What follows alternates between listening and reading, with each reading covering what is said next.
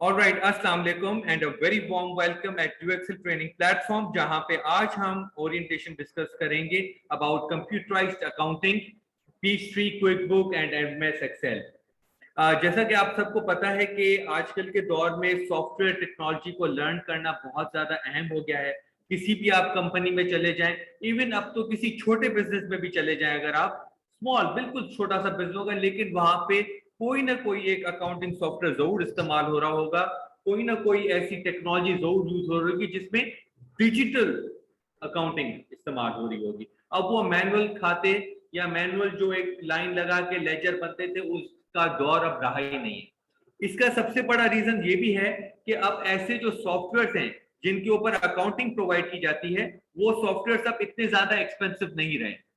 हर कोई अफोर्ड कर पाता है क्योंकि वो चाहता है कि उसकी जो अकाउंटिंग है उसको डिजिटली किया जाए और उसको एक सॉफ्टवेयर की शक्ल में लेकर आया जाए। तो इसका मतलब ये हुआ कि जो हमारे पार्टिसिपेंट्स हैं अकाउंटिंग के और जो हमारे फाइनेंस के प्रोफेशनल्स हैं, उन सब के लिए ये बहुत ज्यादा आ जाए। उमर साहब एक सेकंड।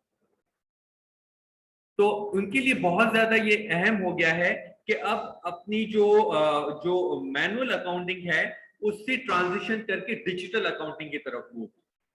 अगर हम ऐसा नहीं करेंगे तो डेफिनेटली मार्केट में फिर हमें जॉब्स मिलना या फिर मार्केट में जो फ्रीलांसिंग की अपॉर्चुनिटीज मिलना, वो हमारे लिए बहुत ज्यादा मुश्किल हो जाएगा। अब आपको इस चीज पे फैसला तो करना है कि किस तरीके से मैं सॉफ्टवेयर सीखूं, लेकिन कौन से सॉफ्टवेयर है जिसको सीखूं, कौन सी ऐसी टेक्नोलॉजीज हैं जिसको सीखूं। वैसे तो ऑप्शन बहुत ज्यादा हैं, तो एक कंफ्यूजन सी रहती है कि कौन सा सीखा जाए, कौन सा नहीं सीखा जाए, या फिर कौन सा मेरे लिए अप्रोप्रिएट रहेगा, कौन सा सॉफ्टवेयर सीखने के बाद जॉब अपॉर्चुनिटी ज्यादा मिल जाती हैं। इस तरीके के बहुत सारे ऐसे सवालात हैं जो कि हमारे जहन में चल रहे होते हैं और उनको जो है वो एक सही आंसर नहीं मिल पा रहा होता। तो हमने इसलिए आज ओरिएंटेशन अरेंज किए जिसमें हम आपको फाइनेंस में जो टेक्नोलॉजीज इस्तेमाल हो रही हैं, जो सॉफ्टवेयर इस्तेमाल हो, उनके बारे में भी ओरिएंटेशन दें, और इसके साथ साथ आपको आगे करियर प्रोस्पेक्ट्स कैसे अपने बढ़ाने उसके बारे में भी बताएं। बिकॉज हमारा अल्टीमेटली ऑब्जेक्टिव बिल्कुल क्लियर है। ऑब्जेक्टिव क्या है कि आप अपने स्किल्स को अपग्रेड करें और उनको इस्तेमाल करें फॉर योर अर्निंग। हमारा बुनियादी मकसद यही है कि you grow your skills and at the same time once you grow your skills then obviously you need some return on investment, you need some earning। वो चाहे फिर किस भी शेप में हो, जॉब की सूरत में हो, इंटर्नशिप की सूरत में हो, चाहे वो फिर फ्रीलांसिंग की जरूरत में हो, चाहे आप मिडिल ईस्ट में मूव करना चाह रहे हो, तो किसी भी सूरत में मिडिल ईस्ट में कोई जॉब ढूंढना चाह रहे हो, किसी भी शेप में हो, लेकिन हमारा आउटकम क्लियर है। तो ये बताना इसलिए जरूरी है कि जो हमारी ऑडियंस आई हुई है उनको हम क्लियरली बता सके कि आज के सेशन का ऑब्जेक्टिव क्या है। जब तक हमें ऑब्जेक्टिव क्लियर नहीं होगा तब तक हमें क्लैरिटी नहीं रहेगी। अब सवाल आ जाता है कि उस ऑब्जेक्टिव को अचीव कैसे करना है। That is where you know this orientation is been set for, ताकि हम आपको बेहतर तरीके से गाइड कर सकें। और इसमें जो है हमारे पास मोहम्मद उमैर आलम साहब is the lead effective trainer who will be guiding you about this whole program कि इसमें क्या क्या बेनिफिट्स हैं और किस तरीके से आपको जो है वो इसका जो है वो एक जो है वो एक कॉन्क्रीट बेनिफिट होगा। और सबसे बड़ी बात कि स्किल्स के साथ साथ हमने इसमें बहुत सारी चीजें जो कि वैल्यू एडेड सर्विसेज, उसके ऊपर फोकस किया हुआ है। वैल्यू एडेड सर्विसेज किस तरीके से कि मिसाल के तौर पे वैसे कोर्स तो कंप्यूटराइज अकाउंटिंग का है, लेकिन हमने इस कंप्यूटराइज अकाउंटिंग में फ्रीलांसिंग के सेशंस को भी प्लान किया हुआ है कि हम वो भी कवर, हालांकि वो डायरेक्टली कोई आउटलाइन टेक्निकल तो चीज नहीं है। Freelancing freelancing is obviously complement कर रहा है कि यार इस कंप्यूटर अकाउंटिंग को फिर मैं आगे फ्रीलांसिंग में कैसे यूटिलाइज करूं, लेकिन हमने कहा कि नहीं, इसको पूरा पैकेज बनाते हैं ट्रेनिंग को, ताकि आपके लिए हर एस्पेक्ट में चीज कवर हो। फिर इसके साथ साथ हमारी एक और वैल्यू एड सर्विस है जिसमें हम रिकॉर्डिंग्स प्रोवाइड करते हैं। अब पढ़ने को तो आप पढ़ने आए हैं, हमारा तो फर्ज ये है कि हम आपको सॉफ्टवेयर सिखा दें, लेकिन हमने कहा नहीं, सॉफ्टवेयर के साथ साथ हम रिकॉर्डिंग्स का एक्सेस भी देंगे कि अगर उस सेशन को वापस रिवाइज करना हो तो वो फिर आप रिवाइज हो। तो ये एक वैल्यू एड सर्विस है। करने को तो हमारा ये वादा है आपसे कि हम आपको पीच3 क्विक बुक कवर करा दें, लेकिन क्या जरूरत है व्हाट्सएप ग्रुप बनाने की। लेकिन हमने कहा कि नहीं, ये एक एडिशनल वैल्यू एड सर्विस रखते हैं कि अगर किसी को कोई इशू आ रहा है तो उसके साथ साथ एक व्हाट्सएप कम्युनिटी होगी हमारी, जिसमें हम जो है वो अगर कोई क्वेश्चन है तो वो पूछ सकते हैं। तो इस तरीके से फिर क्या मेरे स्किल की रिकग्निशन मिलेगी या नहीं मिलेगी? तो हमने कहा कि हम रजिस्टर्ड इदारा हैं जो कि आपको सर्टिफिकेट गवर्नमेंट से दिलवाते हैं। कल को आप अगर मिडिल ईस्ट के लिए जॉब के लिए अप्लाई करते हैं या किसी एक फर्म में अप्लाई करते हैं, अकाउंटिंग फर्म या फिर किसी कंपनी में, तो क्या आपके वो सर्टिफिकेट की वैल्यू होगी या नहीं होगी, तो वो गवर्नमेंट से इंडोर्स है। तो मकसद कहने का ये, इस तरीके से और भी बहुत सारी ऐसी चीजें जो कि हमने पूरा एक पैकेज बनाया इस कोर्स में, ताकि सिर्फ कोर्स आउटलाइन पे फोकस ना हो। कोर्स आउटलाइन तो जाहिर है एक इंपॉर्टेंट चीज है ही है, लेकिन उस कोर्स आउटलाइन के साथ, टेक्निकल आउटलाइन के साथ साथ और भी वैल्यू एडेड सर्विसेज हम ऐड करें, ताकि हम अपने कैंडिडेट्स को फैसिलिटेट कर सके और उनको बेहतर अच्छी क्वालिटी की सर्विस दे सके। तो इस सिलसिले में ऑब्वियसली आपके पास एक डिटेल ओरिएंटेशन प्रोवाइड की जाएगी, जो कि मोहम्मद उमैर आलम साहब आपको डिटेल में जो है वो प्रोवाइड करेंगे। With that I would really like to now hand over to Mohammad Umair Alam, who can now lead the session further and provide you a detailed orientation of how computerized accounting course can add value into your career, and once you register into this course, how many new opportunities will open for you once you learn this skill. I wish you all the very best. Thank you.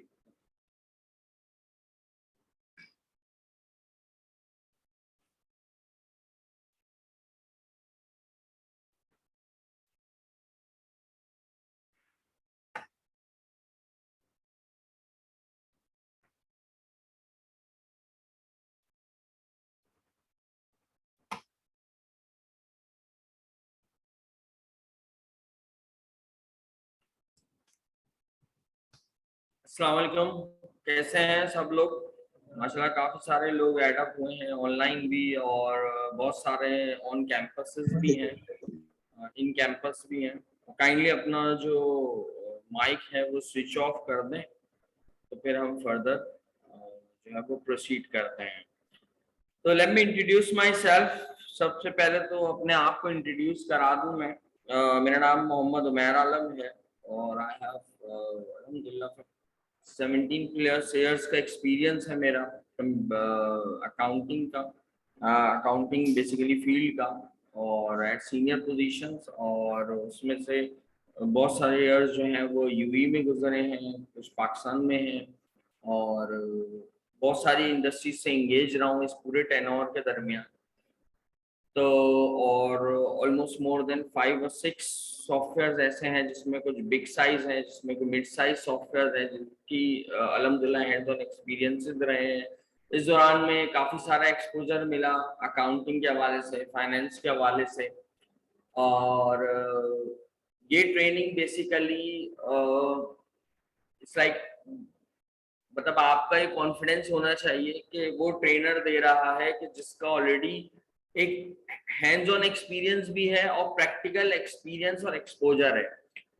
तो before starting and get into it, हम इस चीज को भी देखेंगे कि मतलब आपको सबसे बड़ा बेनिफिट तो ये होगा कि जो भी आपकी क्यूरी या क्वेश्चन आएंगी, वो कोशिश ये होगी कि हम उसको प्रैक्टिकली तौर के ऊपर रिजॉल्व करने की कोशिश करें। तो चले, आज हमारा कंप्यूटराइज्ड अकाउंटिंग का सेशन है, एक डेमो है, जिसमें हम ये जानने की कोशिश करेंगे कि हमें इस कोर्स को क्यों लेना चाहिए और क्या ये कोर्स हमारे लिए इफेक्टिव है नहीं है, और क्या ये हमारे लिए फ्रूटफुल है फॉर द फ्यूचर बेनिफिट्स, और इसके लेने से हमारे पास कितने दरवाजे और खुलेंगे टू गेट द अर्निंग्स, के हम शायद एक फुल टाइम एम्प्लॉयमेंट के बजाय पार्ट टाइम एम्प्लॉयमेंट ले सकें, या पार्ट टाइम नहीं तो एज अ फ्रीलांसिंग कर सकें। तो ये जानने की कोशिश करते हैं कि ये जो है वो कंप्यूटराइज्ड अकाउंटिंग हमारे लिए क्या है, कितनी फ्रूटफुल है और उसकी इफेक्टिवनेस क्या है। तो मूविंग ऑन, आपने अक्सर ये वर्ड सुना होगा लोगों से कि मेरे कैरियर में बैरियर आ रहा है, मैं आगे नहीं बढ़ पा रहा, मुझे लगता है मेरा सीवी मार्केट कॉम्पिटिटिव नहीं है, सीवी बहुत ज्यादा इम्पैक्टफुल नहीं है, मैं एक अकाउंटिंग प्रोफेशनल हूं लेकिन फिर भी अपने आप को अपग्रेडेड फील नहीं करता, मैं एक अकाउंटिंग प्रोफेशनल लेकिन मेरे काम में उतनी एफिशिएंसी नहीं आ रही, या मैं वर्क प्लेसेस में बैठा हुआ हूं तो लोग जब बात कर रहे होते हैं या कोई भी ऐसा काम आता है, कोई भी ऐसा टास्क आता है, तो वो मुझे समझने में भी बहुत टाइम लगता है, even though I am using any of the software, but मुझे कुछ ना कुछ फील होता है और ये सब चीजें मेरे आगे बढ़ने में बैरियर का काम कर रही हैं। ये एक ऑब्स्टिकल है जो मुझे आगे नहीं बढ़ने दे रही, ये मुझे मूविंग फॉरवर्ड होने में प्रॉब्लमेटिक सिचुएशन क्रिएट कर रही है। तो सेम यही चीज यहाँ पे लिखी है कि are you not moving forward in your accounting career, आप क्या अकाउंटिंग कैरियर में आगे नहीं बढ़ पा रहे for so and so reasons. कोई भी इनमें से रीजन हो सकता है कि मेरे पास कैरियर बैरियर आ रहा है, वर्क एक्सीलेंसी नहीं है, नॉन मार्केट कॉम्पिटिटिव हूं मैं, नॉट इम्पैक्टफुल सीवी है मेरे पास, क्वालिटी ऑफ वर्क नहीं है मेरे पास, एफिशिएंसी इन वर्क नहीं है, नॉट अपग्रेडेड फील कर रहा हूं, सबसे एंड में नॉट टेक्नोलॉजिकल लर्निंग नहीं है मेरे पास, कि मेरे पास टेक्नोलॉजिकल लर्निंग नहीं है। तो शायद मैं, ये one of the biggest reason हो सकता है कि आपके आगे ना बढ़ने का।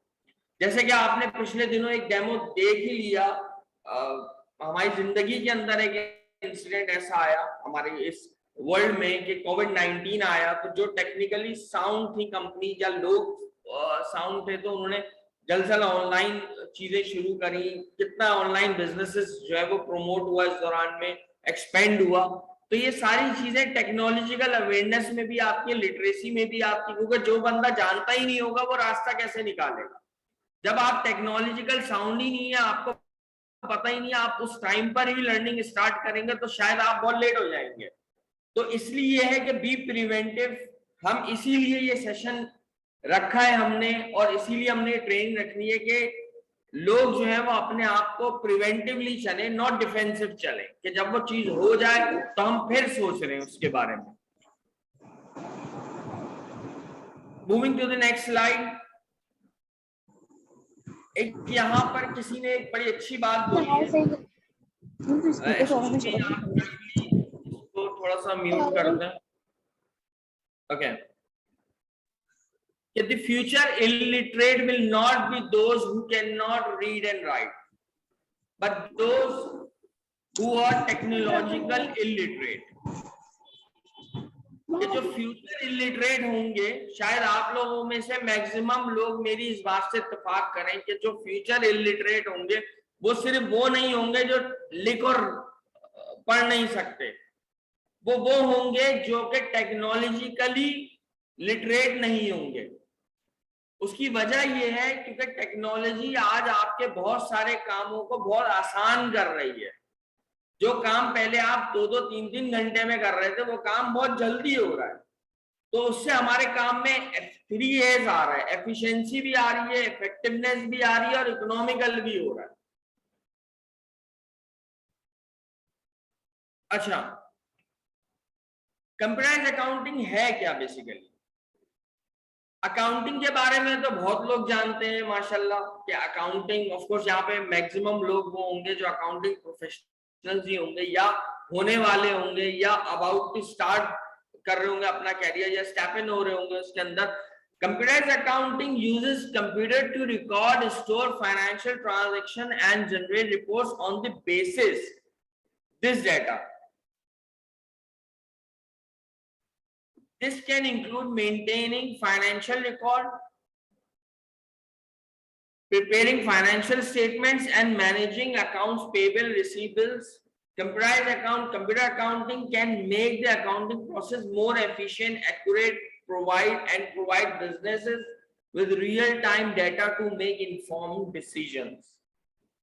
Computerized accounting क्यों जरूरी है और है क्या? बेसिकली हम एक अकाउंटिंग करते हैं एक मैनुअल तरीके से, जो कि हमारा ट्रेडिशनल तरीका है। उसमें जब कंप्यूटर का इंटरफेरेंस दाखिल होता है या कंप्यूटर टेक्नोलॉजी आती है तो वो बन जाती है कंप्यूटराइज्ड अकाउंटिंग। जब हम उसी अकाउंटिंग को कंप्यूटर के ऊपर करना स्टार्ट करते हैं तो ऑफ कोर्स, जैसा कि आपको पता है कि जब हम उस अकाउंटिंग को कंप्यूटर पे लेके जाते हैं तो हमारे लिए डेटा को प्रोसेस करना, क्विक रिपोर्ट्स लेना, रियल टाइम में सारे डिसीजन लेना बहुत आसान हो जाता है। अगर मैं इसको थोड़ा सा ब्रॉडर स्पेक्ट्रम में आपको समझाऊं तो वो कुछ ऐसा है कि ट्रेडिशनल अकाउंटिंग में, मैनुअल अकाउंटिंग में ये होता है कि हम लोग जनरल एंट्रीज बनाते हैं, फिर उसके बाद लेजर्स बनाते हैं, फिर उसके बाद ट्रायल बैलेंस बनाते हैं। एक जरा सी चेंजेस आ जाती है तो आपको कितने स्टेप्स रोल बैक करने होंगे। और it's time taking process, unless आप कोई डिसीजन नहीं ले सकते। फिर जो रजिस्टर आप लिए हुए हैं वो शेयर्ड नहीं है, कोई दूसरा रिव्यू भी करना चाहे तो वो नहीं कर सकता। मतलब एक रजिस्टर है, आप उसके ऊपर बुकिंग कर रहे हैं तो उसको कोई रिव्यू भी नहीं करता, अनलेस कि आप उसको दूसरे को देंगे, छोड़ेंगे उस रजिस्टर को तो दूसरे को देंगे। सेम टाइम में उसकी कोई इफेक्टिवनेस नहीं है। लेकिन यही चीज जब कंप्यूटर पे हो रही होती है तो डाटा एक साइड से रिकॉर्ड हो रहा होता है, दूसरी साइड से प्रोसेस हो रहा होता है और सारी इंफॉर्मेशन डिस्ट्रीब्यूटेड चैनल्स पे जा रही होती है। जरा सी भी कोई चीज होती है, सेम टाइम में लोग उसको चेक भी कर रहे होते हैं, मॉनिटर भी कर रहे होते हैं और प्रोसेस भी कर रहे होते हैं। फिर आपको अगर कोई चीज चेंज करनी है तो उसका इफेक्ट सेम टाइम में ही इमीडिएट हो जाता है, जो कि हमारे लिए डिसीजन मेकिंग में बहुत ज्यादा कारआमद है। ना कि सिर्फ डिसीजन मेकिंग में कारआमद है, बट हमारे काम को बहुत आसान कर देता है। मोर ऑन दैट, अभी हम आगे नेक्स्ट स्लाइड में पढ़ेंगे क्या और इसकी क्या आसानियां है हमारे लिए। Let's move on. इसको मिटा दूं।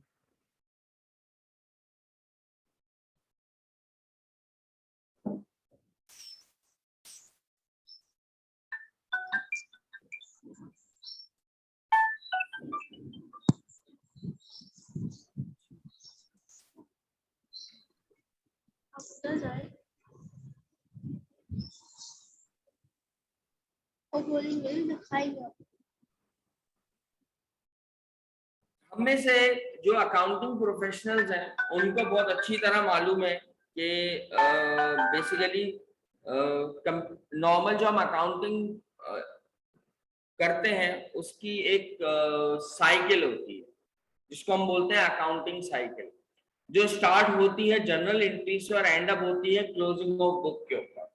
Starting from the general entry, फिर लेजर अकाउंट्स बनते हैं, फिर हमारे पास एडजस्टेड ट्रायल बैलेंस बनता है, फिर ट्रायल बैलेंस बनता है, फिर उसके बाद एडजस्टमेंट एंट्रीज होती है, फिर उसके बाद एडजस्टेड ट्रायल बैलेंस बनता है और फिर उसके बाद फाइनेंशियल स्टेटमेंट बनती है, फिर हम बुक्स को क्लोज करते हैं। यह हमारी एक जनरल सी एक अकाउंटिंग साइकिल जो हम परफॉर्म करते हैं। आप लोगों को बहुत अच्छी तरह अंदाजा, मुझे नहीं पता कितने परसेंट लोग इस वक्त मैनुअल अकाउंटिंग को कर रहे हैं। इनफैक्ट अगर वो एक्सेल पर भी कर रहे हैं तो वो उन्होंने बहुत को एडवांस तरह की चीज को मेंटेन किया हुआ है, तो उनके लिए वो डाटा इतना मतलब इतना काम आसान हो रहा है, लेकिन वो भी एक up to certain level that can not be replace with the software. वो सॉफ्टवेयर को रिप्लेस नहीं कर सकता।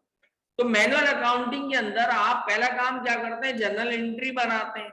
जनरल एंट्री के बाद फिर पेज पलटते हैं, लेट्स सपोज बहुत सारी जनरल एंट्री से फिर लेजर अकाउंट बनाते हैं। शायद इस दो कामों में आपको आधा दिन लग जाएगा और फिर उसके बाद आप ट्रायल बैलेंस के ऊपर आते हैं, फिर उसमें कोई एडजस्टमेंट्स आती है तो एडजस्टमेंट्स पास करते हैं, फिर trial balance adjusted trial balance बनाते हैं, फिर फाइनेंशियल स्टेटमेंट्स बनाते हैं। अच्छा, कंप्यूटराइज्ड अकाउंटिंग में you need to do only perform the journal entries। आपने सिर्फ और सिर्फ जर्नल एंट्रीज ही डालनी है। उसकी विंडोज डिफरेंट है। मिसाल के तौर पे सेल्स आप डाल रहे तो सेल्स इनवॉइसिंग कर रहे हैं बैक एंड पर, तो अभी हम पढ़ेंगे जब आगे हमारा सेशन स्टार्ट होगा तो हम उस चीज को कवर करेंगे कि ये कैसे प्रोसेस हो रहा है और पीछे बैक एंड पे क्या चल रहा है। पर इनफैक्ट कि आप सिर्फ जनरल एंट्री डालें और आपको फाइनेंशियल स्टेटमेंट तक की सब मिल जाए, ये कितनी जबरदस्त चीज है।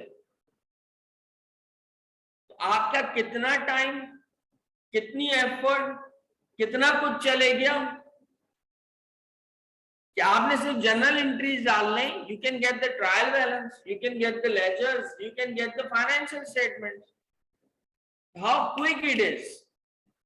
और सेम टाइम में अगर आपने कुछ इंप्रूव कोई चीज सही करनी है तो आप इजीली कर सकते हैं, ऑटोमेटिक हो जाएगा। नो नीड कि आप उसको रेस कर रहे हैं बैठे हुए, या वो डेट्स के अंदर एंट्रीज घुसाने की कोशिश कर रहे हैं। कहने का मकसद ये, फिर अगर जरा सी भी चेंजेस आती है तो आपको लेजर तो चेंज करना पड़ता है। मैनुअल में लेजर चेंज होता है तो फिर ट्रायल बैलेंस को भी चेंज करना पड़ता है, लेकिन ये सारा काम ऑटोमेटिक हो रहा है। This is the benefit of the computerised accounting, कि आपको कोई ज्यादा एफर्ट नहीं करनी पड़ रही। आपको एक मिनट यार, ये ज्यादा बेनिफिट, ज्यादा एफर्ट्स नहीं करनी पड़ रही, आपको सिर्फ जनरल एंट्रीज डालनी है, बाकी की पूरी साइकिल जो है वो ऑटोमेटिकली खुद ही होती है। एक मिनट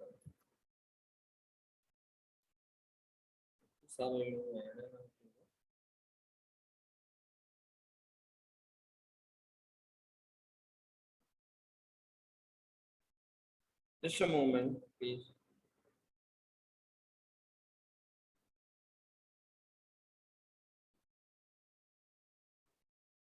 okay।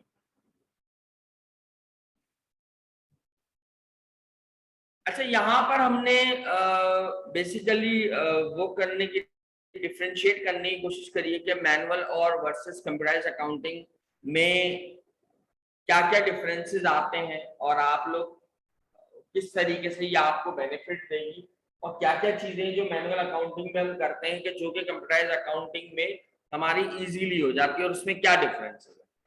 हम इसको थोड़ा क्विकली देखेंगे। मैनुअल अकाउंटिंग में required manual entries of financial transactions by hand, making it more prone to error and inaccuracy. देखें, जब आप लेट सपोज कोई भी ट्रांजैक्शन मैनुअल एंट्री में डालते हैं, तो कभी हम अकाउंट रिसीवेबल लिखते थे, तो कभी हम लिखते थे AR। इसी तरीके से यूनिफॉर्मनेस की वजह से या एरर्स की वजह बहुत सारी चीजें बन सकती हैं। तो जब कोई भी हम आगे काम प्रोसीड कर रहे हैं, तो शायद हमारे लिए वो मसला हो। मिसाल उसकी ऐसे देते हैं हम लोग, एक कंपनी है 1-2 इंटरप्राइजेस, 1 और 2 जो है वो टैक्स की फॉर्म में लिखा हुआ है, लेकिन बेसिकली जब आप अपने में एंट्री बना रहे हैं तो आपने जल्दी में उसको लिख दिया 1 and 2 इंटरप्राइजेस, तो डेटा की यूनिफॉर्मनेस में फर्क आ गया। लेकिन कंप्यूटराइज्ड अकाउंटिंग में ऐसा नहीं है। जब आप एक ही दफा में मास्टर्स क्रिएट कर देते हैं तो आपकी यूनिफॉर्मनेस क्रिएट हो जाती है। You don't need to enter it anything every time. Data must be recorded stored in the ledger journal by hand which can time consuming and physically demanding। Ledgers के अंदर बार बार डेटा को डालना एक टाइम कंज्यूमिंग प्रोसेस है। जबकि अच्छा, पहला point computerised account का allow for automatic data entry reducing the risk of error and inaccuracy. जब आपका मास्टर्स क्रिएट हुए होते हैं, आपने बार बार उन मास्टर्स को लिखने की जरूरत नहीं है। आपने उन एंट्रीज के ऊपर या सेल्स इनवॉइस बनानी है, परचेजेस बनानी है, तो आपने सिर्फ सिलेक्शन करनी है और प्रोसीड करना है। इसी तरीके से data is recorded and store in digital format and making it faster, more efficient to retrieve and reports. जब डेटा एक डिजिटल फॉर्मेट के अंदर होता है तो उसकी मैनिपुलेशंस या हम उसकी बहुत सारी इफेक्टिव रिपोर्ट्स उससे निकाल सकते हैं। लेकिन यहां पर हमारे पास मैनुअल अकाउंटिंग में बहुत सारी लिमिटेशन होंगी। हमें एवरी टाइम वो रिपोर्ट हाथ से बनानी पड़ेगी, मल्टीपल टाइम हम सेम चीज को रिपीट कर रहे होंगे। Ability to analyze and interpret data is limited, making it harder to gain insight and make informed decisions। जब हम मैनुअल अकाउंटिंग करते हैं तो हमारे पास बहुत हार्डर ये चीज होती है कि हम बहुत सारी मल्टीपल रिपोर्ट्स बना सकें, क्योंकि एवरी रिपोर्ट में हमें वो सारा का सारा डेटा दोबारा लिखना होता है। मिसाल के तौर पे मैं आपसे कस्टमर की एजिंग मांगता हूं, तो आपको सारे कस्टमर के नाम दोबारा लिखने होंगे, हर चीज वैसी करनी होगी। लेकिन कंप्यूटराइज अकाउंटिंग में ऐसा नहीं है। जो कंप्यूटराइज जो अकाउंटिंग सॉफ्टवेयर है उसमें क्या होता है, उसमें advance data analysis, interpretation capabilities make it easier to gain insight and make informed decision.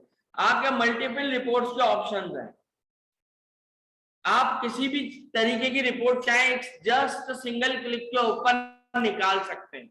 उसमें ये नहीं होगा कि सर इसमें 3 घंटे लगेंगे।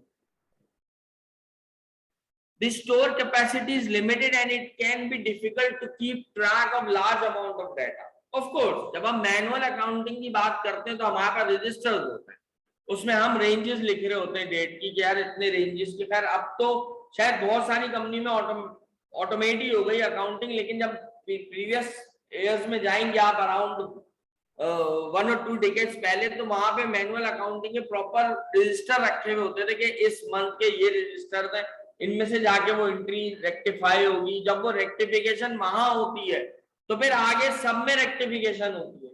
जितने मंथ में जो भी बने होते हैं डेटा वो सारे रेक्टिफाई होते हैं, वो भी आपको बाय हैंड करने होंगे। तो जबकि ऐसा नहीं है, लार्ज डेटा स्टोरेज होता है, capacity make it easier to keep track of large amount of data. जब हम डिजिटल फॉर्मेट में रखते हैं तो हम सारा डेटा, एक लार्ज अमाउंट का डेटा भी एक जगह पर रखते हैं, जिसको हम जब चाहे उसमें कोई भी चीज चेंज कर सकते हैं और उसको हम यूज कर सकते हैं। यू नो नीड कि आप स्टोर जाएं और वो रजिस्टर ढूंढ के लेकर आए और वो रजिस्टर अल्लाह ना करे मिसप्लेस हो जाए तो समझ लें आपका एक ह्यूज अकाउंटिंग रिकॉर्ड बीच में से खत्म हो गया, एलिमिनेट हो गया, ये कह लें। Difficult to integrate with other systems and software, making it harder to streamline process and workflow. इसी के साथ मैं ये वाला भी पढ़ रहा हूँ, easily integration with other systems and software make it easier to streamline processes and workflow. होता क्या है कि मैनुअल अकाउंटिंग में आपके पास एक जनरल एंट्री का रजिस्टर है। अगर एक जनरल एंट्री का रजिस्टर है या 2 जनरल एंट्री के रजिस्टर है, दैट मींस के डे एंड जब होगा, लेजर जब बनेगा, अगर मेरे पास 2 जनरल एंट्री तो लेजर उन दोनों को देखते हुए बनेगा। सही है गलत है? इसी तरीके से अगर आपके एक मैनुअल अकाउंटिंग का रजिस्टर है तो वो जब तक काम खत्म नहीं होगा नेक्स्ट पर्सन उसका लेजर नहीं बना सकता। He have to wait के 3 बजे ये बंदा रजिस्टर खत्म करेगा तो मैं लेजर्स बनाऊंगा, फिर 4 बजे के बाद ट्रायल बैलेंस बनेगा, फिर जाके मैनेजमेंट को दिया जाएगा। सही है गलत है? अब उसके अंदर फिर मल्टीपल रिपोर्ट्स अगर आ गई, लेट सपोज इतनी रिपोर्ट्स आ गई कि आप ये कहें कि कोई और रिपोर्ट्स भी उन्होंने देनी होंगी, तो वो सारी रिपोर्ट्स निकालना बहुत मुश्किल है, उसमें और टाइम टेकिंग होगा। लेकिन यहां पर ऐसा नहीं है, यहां पे ऐसा ये है कि आपका काम चल रहा है, आपने उसी दौरान में जो है वो जैसा आपका काम चल रहा है आपने उसी दौरान में बंदा रीचेकिंग भी कर रहा है, उसी दौरान में जो भी रेक्टिफिकेशन है वो भी हो रही है, उसी दौरान में ऑटोमेटिकली जो है वो आपका लेजर हर चीज अप टू डेट हो रही है। तो ये सारी चीजें बेसिकली बेनिफिट है कंप्यूटराइज्ड अकाउंटिंग के। लास्ट में हम आते हैं जिसके अंदर लिखा हुआ है more difficult to maintain and update record requiring more time and effort to keep them accurate and up to date. ये बोलता है कि कंप्यूटर मैनुअल अकाउंटिंग में डेटा को मेंटेन करना या अपडेट करना ये बहुत ज्यादा टाइम कंज्यूमिंग होता है। इसके टाइम कंज्यूमिंग होता है और एक्यूरेसी में भी फर्क आता है। मिसाल के तौर के ऊपर क्या आप, मैं फिर वही बात करूंगा कि यूनिफॉर्मनेस और एक्यूरेसी में फर्क आता ही आता है जब आप मैनुअल अकाउंटिंग कर रहे होते हैं। वो किसी भी रीजन के जाए, because of the time constraint आए या स्ट्रेस की वजह से आए कि आप एक ही चीज को बार बार कर रहे हैं, रिपीटेडली कर रहे हैं, तो आपके लिए वो इरिटेटिंग है। ठीक है, अगर मैं आपको बोलूं दिन में 4 बार ट्रायल बैलेंस दोबारा बनाने को, तो शायद आपकी भी वर्क एफिशिएंसी में फर्क आना शुरू हो जाएगा। लेकिन easier to maintain an update record requiring less time and effort to keep them accurate and up to date। इसी तरीके से आपने एक कस्टमर का नाम गलत लिख दिया, जैसे मैंने आपको बताया ना 12 इंटरप्राइजेस के नाम, आज डे एंड हो गया, आपने डे एंड के ऊपर आपको मैं बोलूं कि ये सारा 1 और 2 को चेंज करें तो आपको कितना पीछे जाके चेंज करना पड़ेगा। या मंथ एंड पे बोलूं तो आपको पूरे 1 महीने का रजिस्टर चेंज करना पड़ेगा। 1 और 2 को टेक्स्ट में लिखना पड़ेगा, फिर ट्रायल बैलेंस में भी चेंज होगा, फिर उसके बाद आगे सब जगह पे चेंज होगा जहां जहां पे आ रहा है। इवन तो इस दौरान में आपने इतनी रिपोर्ट सबमिट कराई है, मैं बोलूंगा उसको भी हाथ से आप रिवाइज करके लेकर आए, तो कितना टाइम कंज्यूमिंग है। लेकिन कंप्यूटराइज्ड अकाउंटिंग में ये इतना टाइम कंज्यूमिंग नहीं है। आपने सिर्फ और सिर्फ कस्टमर का नाम एक जगह पे चेंज करना है, जहां पे कस्टमर का मास्टर बना, वहां पे आप कस्टमर का नाम चेंज करेंगे। तो ऑटोमेटिकली जितनी भी ट्रांजैक्शन होंगी उनके अंदर वो नाम चेंज हो जाएंगे। You no need to change in everywhere, just a 1 minute process कि आपने उधर जाके कस्टमर का नाम चेंज करना है और ऑटोमेटिकली सारी एंट्रीज में, सारी रिपोर्ट्स में वो कस्टमर का नाम चेंज हो जाएगा। तो क्या ये बहुत बड़ा यस नहीं है हमारे लिए? क्या इजीनेस नहीं है हमारे लिए? और फिर world is moving to the technology.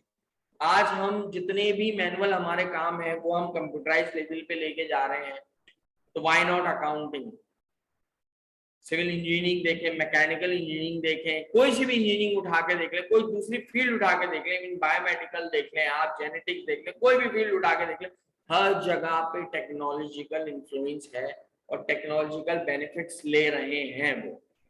आज पूरी बिल्डिंग एक सिविल सॉफ्टवेयर पे खड़ी कर देते हैं, वो उसकी हर चीज का एस्टिमेट लगा लेते हैं कि उसमें कितना मटेरियल लगेगा, ये कौन सी जमीन पे बन सकती है, कितना नीचे जाएगी, हर चीज एस्टिमेशन हो जाता है। तो कितना बड़ा बेनिफिट है। इसकी जगह पर वो वहां जाते हैं, साइट विजिट करते हैं, वहां पे ट्रायल लेते हैं, ये सब करते हैं, वो कॉस्टली भी पड़ता है, ये सब चीजें पड़ती हैं। तो हमें टेक्नोलॉजी पे मूव होना है और कंप्यूटराइज अकाउंटिंग पे ही आना है। मैनुअल अकाउंटिंग से अब हमारा जो नेक्स्ट स्टेप है होना चाहिए वो कंप्यूटराइज अकाउंटिंग, ताकि हमारे बहुत सारे काम एफिशिएंटली हो और इफेक्टिवनेस उसकी बढ़ जाए। अच्छा, यहाँ पे कुछ अदर बेनिफिट्स भी आ रहे हैं कंप्यूटराइज अकाउंटिंग के।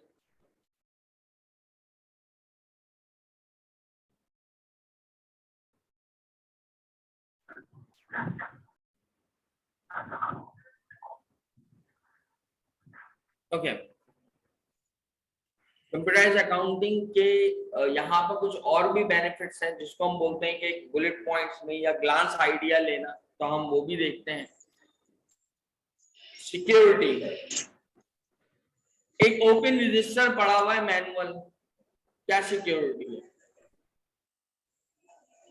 कोई सिक्योरिटी, मतलब ताला लग सकता है उसके अंदर, शायद रजिस्टर में अगर हम चाहें तो ताला लगा सकते हैं कि वो ऐसे खोल के, हाँ हम उस रूम को लॉक कर सकते हैं, ठीक है ना, उस रूम को लॉक कर देंगे तो ये होगा कि हमारे पास यही सिक्योरिटी। लेकिन वंस कोई बंदा भी रूम के अंदर अगर एक्सेस कर गया तो ही हैव एवरीथिंग, उसके पास सब चीजें हैं, पूरी कंपनी का रिकॉर्ड सामने पड़ा हुआ, आराम से रूम लॉक करे, देखे बैठकर किससे क्या ट्रांजैक्शन हो रही है, क्या लेन देन हो रहा है, सब कुछ, जो कि पहले होता था शायद। लेकिन कंप्यूटराइज्ड अकाउंटिंग में ऐसा है नहीं। यहाँ पे हर किसी के प्रिविलेजेस डिफाइन है, हर किसी की अथॉरिटीज डिफाइंड है, हर किसी के प्रिविलेजेस डिफाइंड है, कि उसके एक्सेसेस डिफाइंड है कि वो कितना एक्सेस कर सकता है और किस एक्सटेंट तक जा सकता है। क्या उसको दिखाना है कि ओनर ने कितना इन्वेस्ट करा है या कितना विड्रॉ करा है, या उसको ये दिखाना है कि हमने आज किससे परचेज करी है या सेल करी है।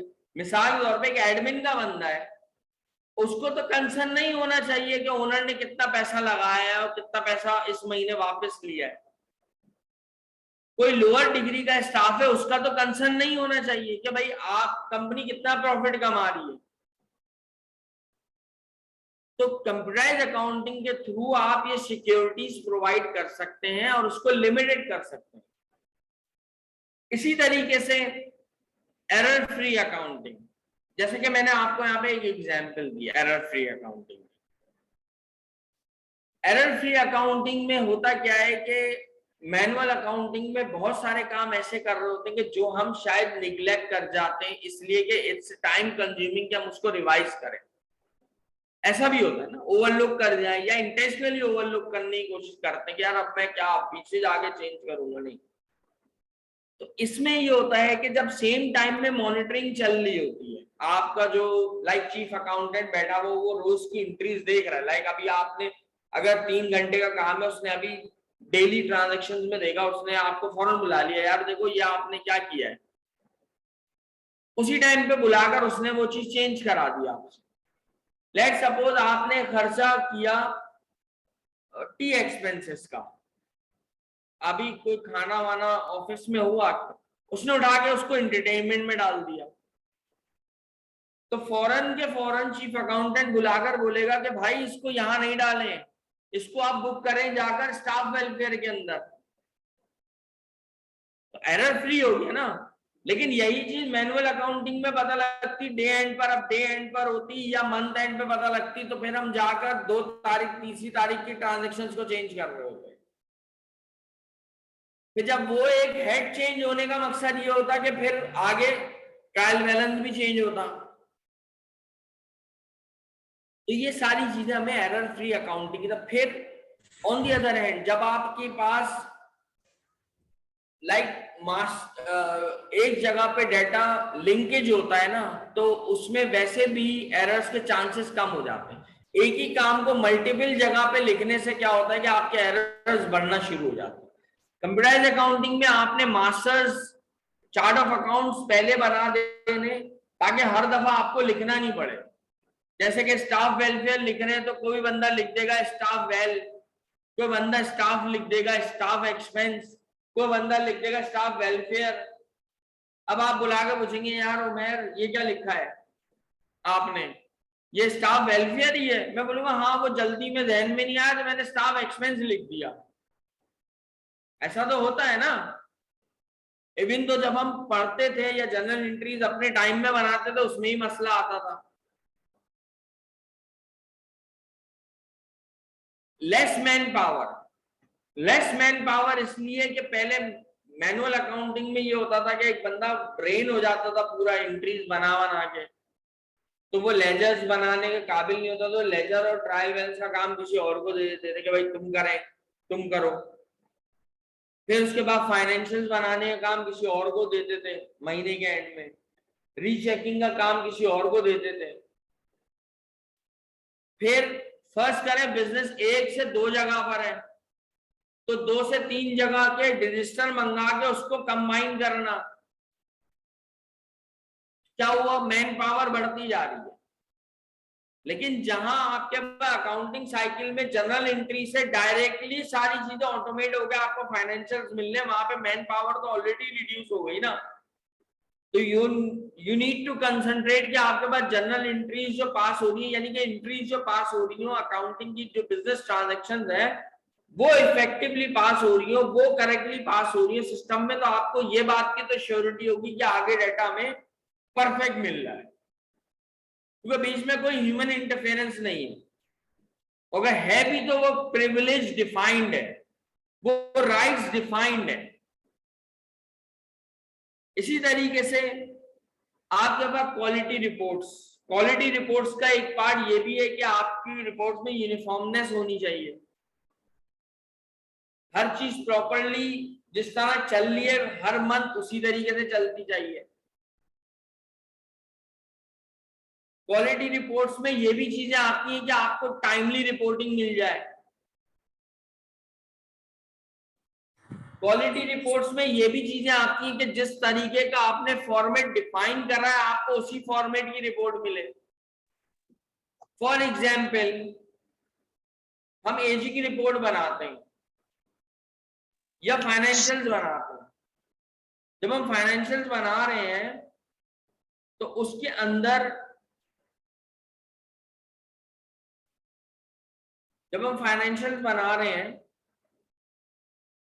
तो उसके अंदर हमारे पास एक लिमिटेशन है कि हम फाइनेंशियल्स को कौन कौन से हेड निकाल सकते हैं, नहीं निकाल सकते, या हम मैनुअल जब आपको उसमें चेंजेस कराने का वापस बंदा भेजेंगे वो चेंज करके फिर लेकर आएगा, फिर 1 घंटे में आएगा, फिर 1-2 चेंजेस कराएंगे फिर जाएगा, फिर आधे पौन घंटे में आएगा। लेकिन कंप्यूटराइज अकाउंटिंग में वही सारे काम के क्विकली रिपोर्ट्स मल्टीपल तरीके से, चाहे आपको हॉरिजॉन्टल में चाहिए, चाहे आपको वर्टिकल में चाहिए, चाहे आपको कस्टमर वाइज चाहिए, चाहे आपको नॉन कस्टमर वाइज चाहिए, चाहे आपको सेल्स का डाटा चाहिए, इनवॉइस नंबर के साथ चाहिए, जो जो चीजें चाहिए आपको बहुत सारे डाइवर्सिफाइड तरीके मिल जाएंगे, ऑप्शन मिल जाएंगे जिससे आप उन रिपोर्ट्स को निकाल सकते हो, जो कि बहुत क्विक है। यहाँ एंट्री पास नहीं होगी वहां आपके पास रिपोर्ट्स आनी शुरू हो जाएगी। यानी कि आप 4:30 बजे बैठे, 5 बजे आपकी छुट्टी हो रही है, तो 4:30 बजे अगर सेल क्लोज हो रही है तो 4:30 बजे डॉट, यहाँ पे आखिरी इनवॉइस बनी नहीं है और आपने रिपोर्ट का बटन जैसे ही दबाएंगे तो you will get the day sale. लेकिन इसकी जगह मैनुअल अकाउंटिंग होती तो क्या होता, वो अगेन 1 घंटा लेता कि सर मैं थोड़ा सा सेल रजिस्टर में लिख दूं सारी, वो फिर मैनुअल इनवॉइसेस लेके बैठता और सेल की इनवॉइसेस लिखता और आज के बता रहा डे एंड पे इतनी सेल हुई है। इंप्रूव एफिशिएंसी, काम की एफिशिएंसी को बढ़ाती है, क्योंकि जाहिर सी बात है कि आपका काम, आपका जो टाइम है वो एक सही जगह पे लग रहा होता है, ना कि एक ही काम को रिपीटेडली टास्क के ऊपर। हम कैश को कितनी दफा लिखते हैं, हम एक नाम होता है अकाउंट रिसीवेबल, अकाउंट्स पेबल, हम उसको कितनी दफा लिखेंगे। कस्टमर का नाम है, फर्ज करें मोहम्मद उमैर आलम, इतना बड़ा नाम है, इंटरप्राइजेस। अब आप मैनुअल में लिखने जाएंगे तो क्या लिखेंगे, account receivable dash Mohammad Umair Alam enterprises. कितना टाइम लग गया इस काम में। लेकिन क्या ही अच्छा हो गया, आपने सिर्फ और सिर्फ लिस्ट में से देखना और पिक करना है और आपका काम हो गया। तो एफिशिएंसी तो इंप्रूव हो रही है। इसी तरीके से इसी से जुड़ा हुआ दूसरा है कंसिस्टेंसी इन रिकॉर्ड। रिकॉर्ड की कंसिस्टेंसी मेंटेन होती है, because hand to hand move नहीं हो रहा होगा। जब हैंड टू हैंड मूव होगा तो उसमें कुछ ना कुछ चेंजेस जरूर आएंगे, कुछ नहीं होगा तो लाइन ही टेढ़ी ना हो जाए, तो चेंजेस तो आती है कुछ ना कुछ। मिसाल के तौर पे अगर आप कोई भी आइटम का नाम लिख रहे हैं कि हमने आइटम बेचा, आइटम का नाम थोड़ा सा लंबा है, लेट्स सपोज मैंने कोई कोर i7 है, इतने जीबी का रैम है, इतनी उसकी है, मैं इसको, या लिनोवो का कोर i7 है, इतनी जीबी रैम, ये वो इस तरीके से है, उसकी थोड़ी सी और स्पेसिफिकेशन है।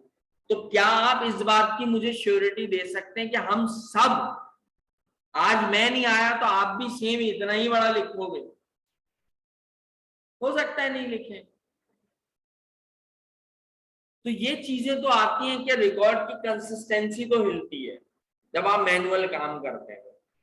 अगर आपको वैसे देखना है तो आप ये भी देख लें कि जब आप मैनुअल अकाउंटिंग करते हैं अपनी क्लासेस के अंदर कभी, तो एक दो लोगों से रजिस्टर जरा लेकर देखिएगा तो आपको उसी वक्त ही पता लगेगा कि यार चीज, क्वेश्चन भी सबके सेम थे, आंसर भी सेम है, लेकिन रिकॉर्ड में कुछ ना कुछ फर्क जरूर है, कंसिस्टेंसी नहीं है, मीन माइनर फर्क भी फर्क है।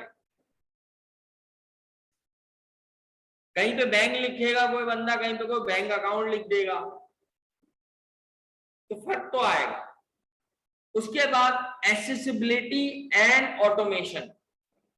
एक्सेसिबिलिटी एंड ऑटोमेशन में क्या है कि एक रजिस्टर एक जगह पे रखा हुआ है तो उसमें जब तक बंदा काम करके नहीं उठेगा तो उसका कोई फायदा नहीं है, उस पर कोई दूसरा काम नहीं कर सकता। लेकिन यहां यह है कि हम मल्टी यूजर से काम करा सकते हैं। यहां पर भी एक बैठा हुआ है, एक बंदा नई कराची में बैठा हुआ है, एक बंदा गुलशन में बैठा हुआ है, एक बंदा मोहम्मद अली सोसाइटी में बैठा हुआ है, एक बंदा शारा फैसल में बैठा हुआ है। सबका डाटा कहां गिर रहा है? एक ही सिस्टम में गिर रहा है। सब बैठे एंट्रीज कर रहे हैं और एक ही जगह पे गिर रहा है। ना किसी ने बाद में रजिस्टर लेकर आना है, ना कोई ऐसा बंदा है कि जो बैठ के कंपाइल करेगा सारी एंट्रीज को, फिर उसकी बेसिस पे लेजर्स मेंटेन करेगा, फिर उसके बाद ट्रायल बैलेंस बनाएगा। ऑटोमेशन जिसकी अभी हमने बात करी, मैं आपको एक और चीज भी बताता हूं जो लास्ट में मैनेजमेंट एंड कंट्रोल आ रहा है, इसका भी मैं आपको एक बहुत अच्छा पहलू बताऊंगा। ऑटोमेशन से क्या होता है, जैसे मैंने आपको बताया कि एक काम कर रहे हैं और उससे इतने सारे काम ऑटोमेटिकली हो रहे हैं, मैनुअल में तो नहीं हो रहे। यानी कि एक सिंगल बंदा अगर बैठ के एंट्रीज पास कर रहा है तो ही somehow he is enough to do accounting task, perform the accounting task, क्योंकि उसका जो टाइम स्पेयर में बचेगा उसमें वो बहुत और दूसरे फंक्शंस परफॉर्म कर सकता है सिर्फ इस ऑटोमेशन की वजह से। लेकिन अगर आप मैनुअल उस पे जाएंगे तो ऑफ कोर्स यही ऑटोमेशन ना होने की वजह से आपका पूरा डे का एक ही काम होगा बैठकर करने का। Management controls and time efficient, time efficient and management control. Time efficient को पहले डिस्कस कर लेते हैं। जैसे अभी इतना सब तो मैंने बता दिया कि ऑफ कोर्स ऑटोमेशन है, तो ऑटोमेशन की वजह से टाइम एफिशिएंट उसी का ही पार्ट है कि एक चीज ऑटोमेटिक हो गई तो of course time efficiency automatically उसके अंदर ऐड अप हो गई। वरना हम एक काम को लेके बैठे और उसको मुसलसल करते चले जाएं और उसमें हमारे डेज 1 दिन 2 दिन 3 दिन लग रहे हैं और बार बार उसको रिकरेक्ट करना, रीचेक करना, तो वो टाइम कंज्यूमिंग है। तो अगर हम कंप्यूटराइज अकाउंटिंग पे टास्क परफॉर्म करते हैं तो सेम टाइम में वही टास्क मॉनिटर भी हो रहे होते हैं, सेम टाइम में उनमें एरर्स भी एलिमिनेट किए जा रहे होते हैं, सेम टाइम में कोई भी चीज होती है उसको हम चेंज कर सकते हैं। मैनेजमेंट एंड कंट्रोल, जैसे कि प्रीवियस स्लाइड में मैंने बताया आप लोगों को कि जब हम मैनुअल रिकॉर्ड रखते हैं तो उसमें ये होता है कि आपके पास एक्सेसिबिलिटी का इशू आता है। एक स्टोर, एक रूम है जहाँ पे अकाउंटिंग के फाइनेंशियल डॉक्यूमेंट्स रखे हुए, अगर उस रूम में कोई बंदा आ गया तो he have access. But computerise accounting में ऐसा है कि अगर रूम में बंदा आ गया, जैसे हम बात करें कंप्यूटराइज अकाउंटिंग का सॉफ्टवेयर, हम उसको रूम समझते हैं, बट स्टिल अगर वो रूम में आ गया यानी कि उसके पास कोई फंक्शन का एक्सेस है, कोई ऑप्शन का एक्सेस है, but he can not surpass it, वो उसको बाईपास करके या उसको आगे नहीं बढ़ सकता, वहां पर आकर ही हैव टू स्टे, वो उससे आगे नहीं जा सकता। तो ऑफ कोर्स मैनेजमेंट के लिए इस तरह के कंट्रोल्स को रखना बहुत आसान होता है और इन्हीं कंट्रोल्स को मॉनिटर भी करना वो भी आसान है। एक बड़ा रियल टाइम आपको मैं एक्सपीरियंस शेयर कर रहा हूं। एक कस्टमर है जो कि बहुत अच्छी रेपुटेशन नहीं है, मिसाल के तौर पर मैं हूं, मोहम्मद उमैर आलम एक कस्टमर है, बहुत ही नॉर्मल रेपुटेशन है कि आपकी कंपनी बोलती है कि आप इनको 10,000 रुपए का सामान दे सकते हैं। क्या बोल दिए? 10,000 रुपए का सामान दे सकते हैं, सिर्फ इससे ज्यादा का नहीं दे सकते। मैं आपको रियल एक एग्जांपल बता रहा हूं ताकि हम मूव ऑन हो नेक्स्ट स्लाइड के ऊपर। एक बड़ी अच्छी चीज जिसमें बहुत सारी चीजें शायद कवर हो जाए और आप लोगों को रियल टाइम एग्जांपल बता रहा हूं। इसीलिए एक कस्टमर आया गुलशन वाली ब्रांच के ऊपर, मैं गया गुलशन वाली, मैंने उनको बोला सर मुझे 10,000 रुपए का सामान दे दे। उन्होंने बोला हाँ मैनेजमेंट का अप्रूवल है, मैं आपको सामान दे देता हूँ। दे दिया भाई 10,000 का सामान। अभी हम मैनुअल अकाउंटिंग पर है, मैनुअल अकाउंटिंग। मैंने बोला चाहिए तो मुझे 20,000 का सामान, 10,000 का ही लिया बस। फिर मैं गया आपकी नई कराची वाली ब्रांच में, वहां पर जाकर मैंने बोला सर मुझे 10,000 का सामान चाहिए। वो बोलेंगे आपने पहले तो नहीं लिया। मैं बोलूंगा नहीं नहीं सर पहले तो नहीं लिया, because they don't have anything to check. अब वो क्या 4 ब्रांचेस में फोन करके पूछेगा सर ये मोहम्मद उमैर आलम साहब आए हैं सामान लेने, क्या आपने इनवॉइस तो नहीं बना? हो सकता है उनका भी इतना प्रेशर हो, उनको भी याद नहीं हो, किसी और बंदे ने बना दी हो, खाना खाने गया हो, कोई और बंदे में वॉशरूम गया हो, कोई और बंदे ने बनाई हो, वो हाफ डे पे चले गया हो। मैं गया, मैंने वहां से भी 10,000 का सामान ले लिया, सामान ले लिया, हो गया। अब जब मैनेजमेंट ने अगले दिन बुक्स को कंपाइल करा तो पता लगा भाई मोहम्मद उमैर आलम ने तो 10,000 के बजाय 20,000 का सामान ले लिया है। तो बोलेंगे हाउ इज इट पॉसिबल, ये कैसे हो गया? सर वो तो एक ब्रांच दूर है, दूसरी ब्रांच से ले लिया हमारा। लेकिन अगर ये चीज कंप्यूटराइज अकाउंटिंग में होती तो आप एक सिंगल क्लिक के अंदर कस्टमर की हिस्ट्री में देख लेते कि भाई अभी तो इनवॉइस लेकर आए हैं गुलशन से, सही है गलत है। फिर एक कस्टमर की क्रेडिट लिमिट्स होती हैं, आप जैसी इनवॉइस को पास करते हैं आपको अलर्ट आया था कि यार आज की जो उसकी क्रेडिट लिमिट है या महीने की क्रेडिट लिमिट है 10,000 रुपए की, वो तो ओवर हो चुकी है। मैं देखता फिर जाकर क्यों ओवर हो गई, पता लगता भाई ये तो गुलशन से 10,000 का सामान लेकर आ गए, तो मैं प्रिवेंट कर लेता इस ट्रांजेक्शन को। तो इसमें टाइम भी आ गया, इसमें मॉनिटरिंग भी आ गई, मैनेजमेंट कंट्रोल भी आ गया, क्वालिटी ऑफ वर्क भी आ गया, सिक्योरिटी भी आ गई, हर चीज आ गई।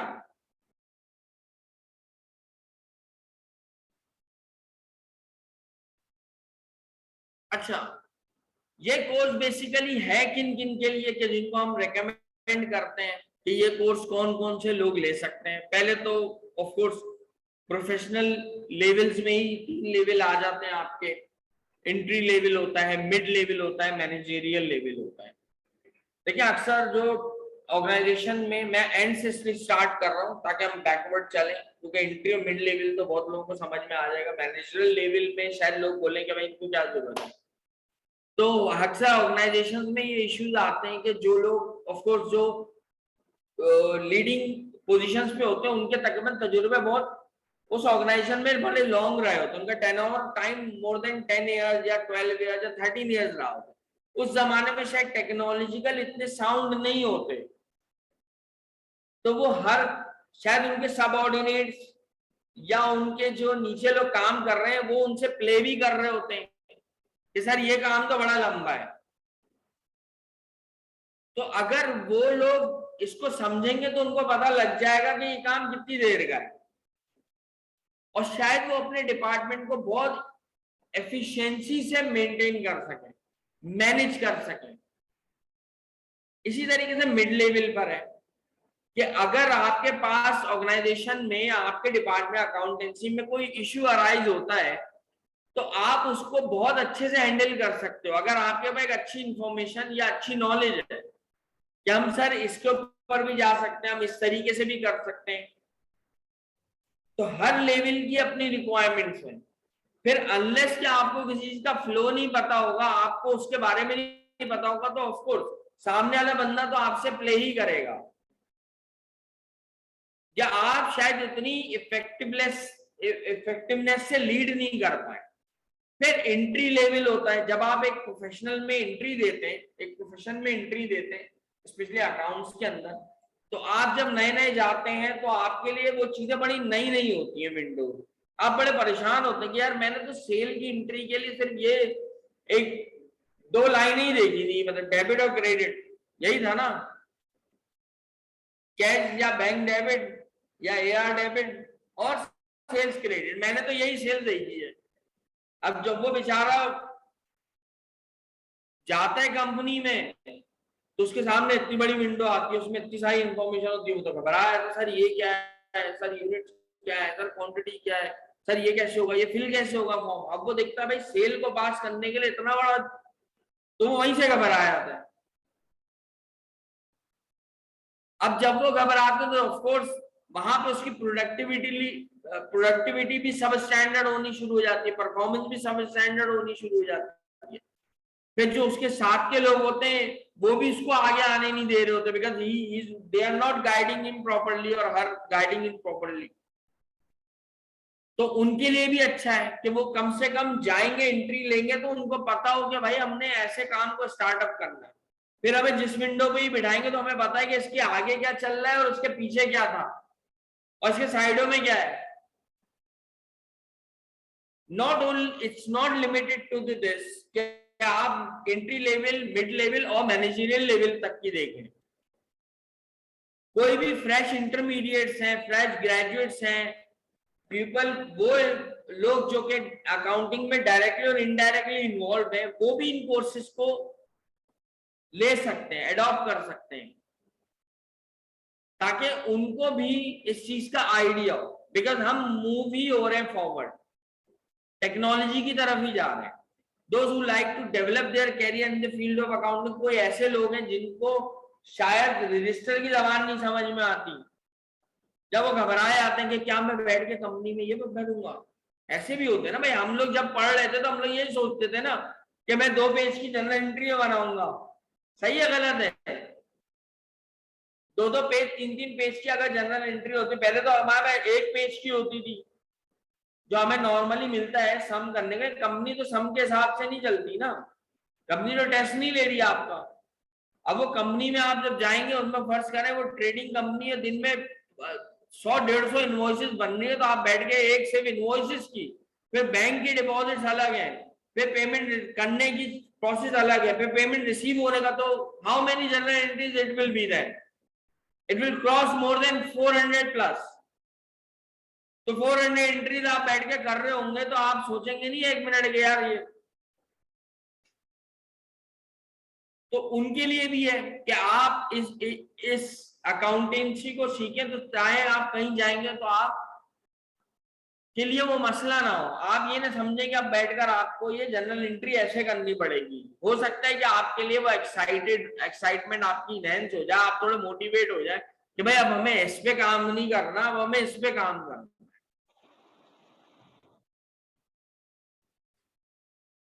कंप्यूटराइज अकाउंटिंग सॉफ्टवेयर कि यहाँ पर एक 3 मेजर टाइप्स है। Basically computerise accounting software 3 major types के ही होते हैं। हम इसको इन्हीं 3 मेजर टाइप्स में डिफाइन करते हैं। पहला है रेडीमेड सॉफ्टवेयर, दूसरा है कस्टमाइज सॉफ्टवेयर, तीसरा है टेलर मेड सॉफ्टवेयर। तो एक सेकंड देगा।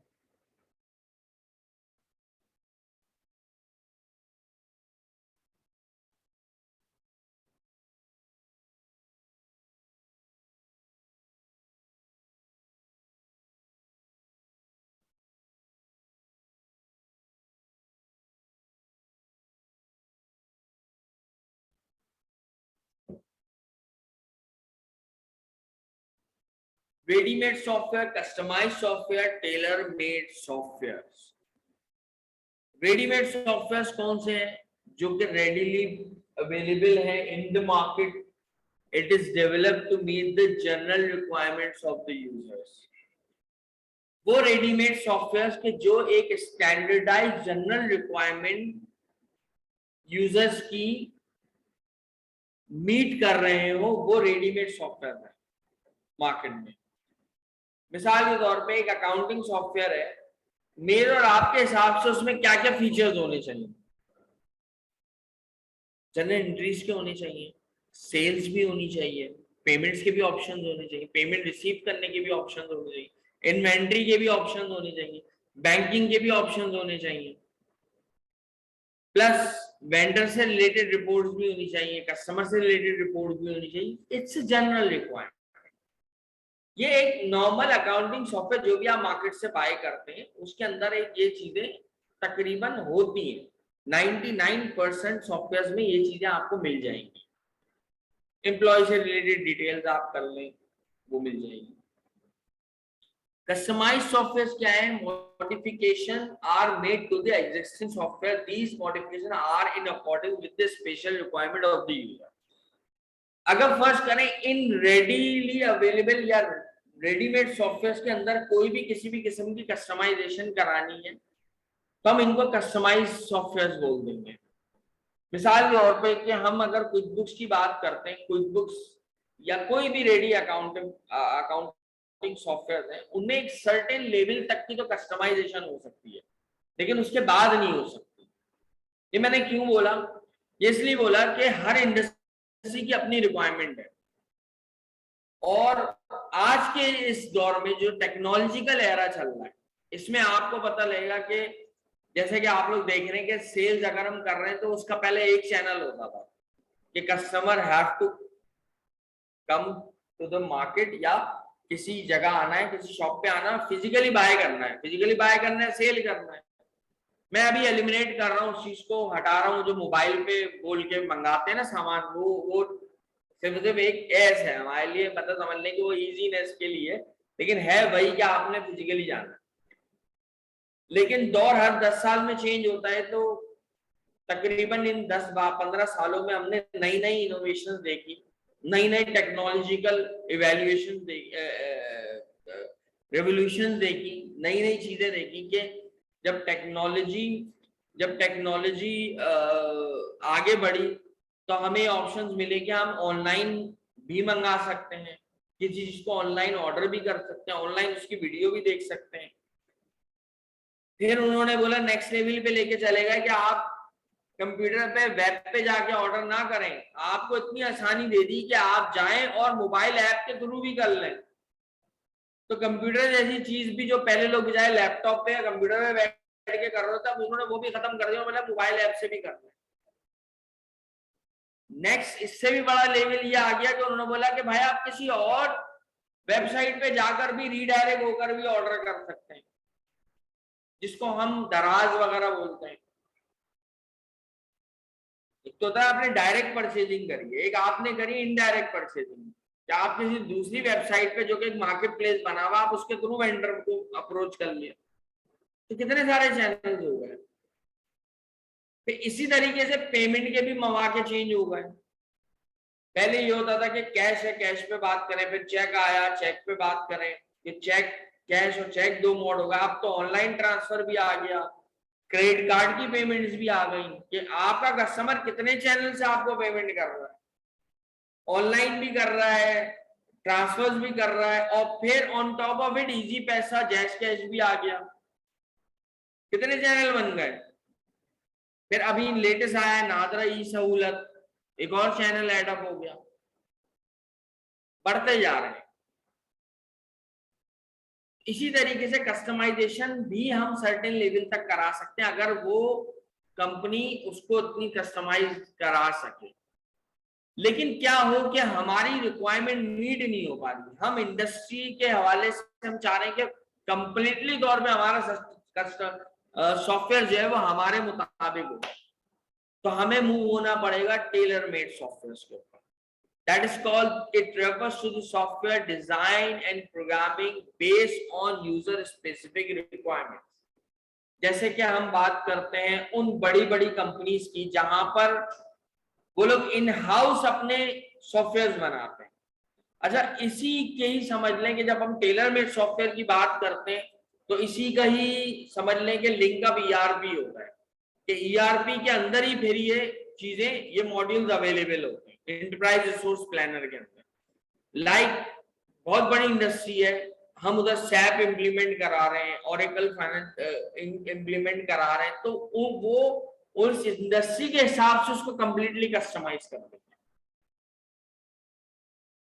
वो लाके बिठाएंगे, बोलेंगे भाई हमारी ऑयल की कंपनी है, हमारी ऑनलाइन गिफ्टिंग की कंपनी है, हमारी कोई और कॉम्प्लिकेटेड सी कंपनी है, तो आप मिसाल एक एग्जाम्पल है, जो ये मार्केट्स मैनेज करते हैं, संडे मार्केट्स मैनेज करते हैं, अगर फर्स्ट करें कोई कंपनी है तो ये जनरल अकाउंटिंग के अंदर तो इनके लिए बड़ा मुश्किल हो जाएगा इसको मैनेज करना। कुछ ना कुछ तो इनको अपने लिए कस्टमाइज बनाना पड़ेगा। ऑयल इंडस्ट्री है जहां पे रेट्स चेंज होते रहते हैं, कस्टमर्स के ऑर्डर्स आते रहते हैं, उनको अपने लिए कस्टमाइजेशन करनी पड़ेगी। मिनरल माइनिंग की कंपनीज है, ऑयल रिग्स की कंपनीज है, हर किसी की अपनी डिफरेंट इन्वायरमेंट के हिसाब से और अकाउंटिंग प्रैक्टिसेस के हिसाब से उनको कुछ ना कुछ कस्टमाइजेशन करनी पड़ती हैं।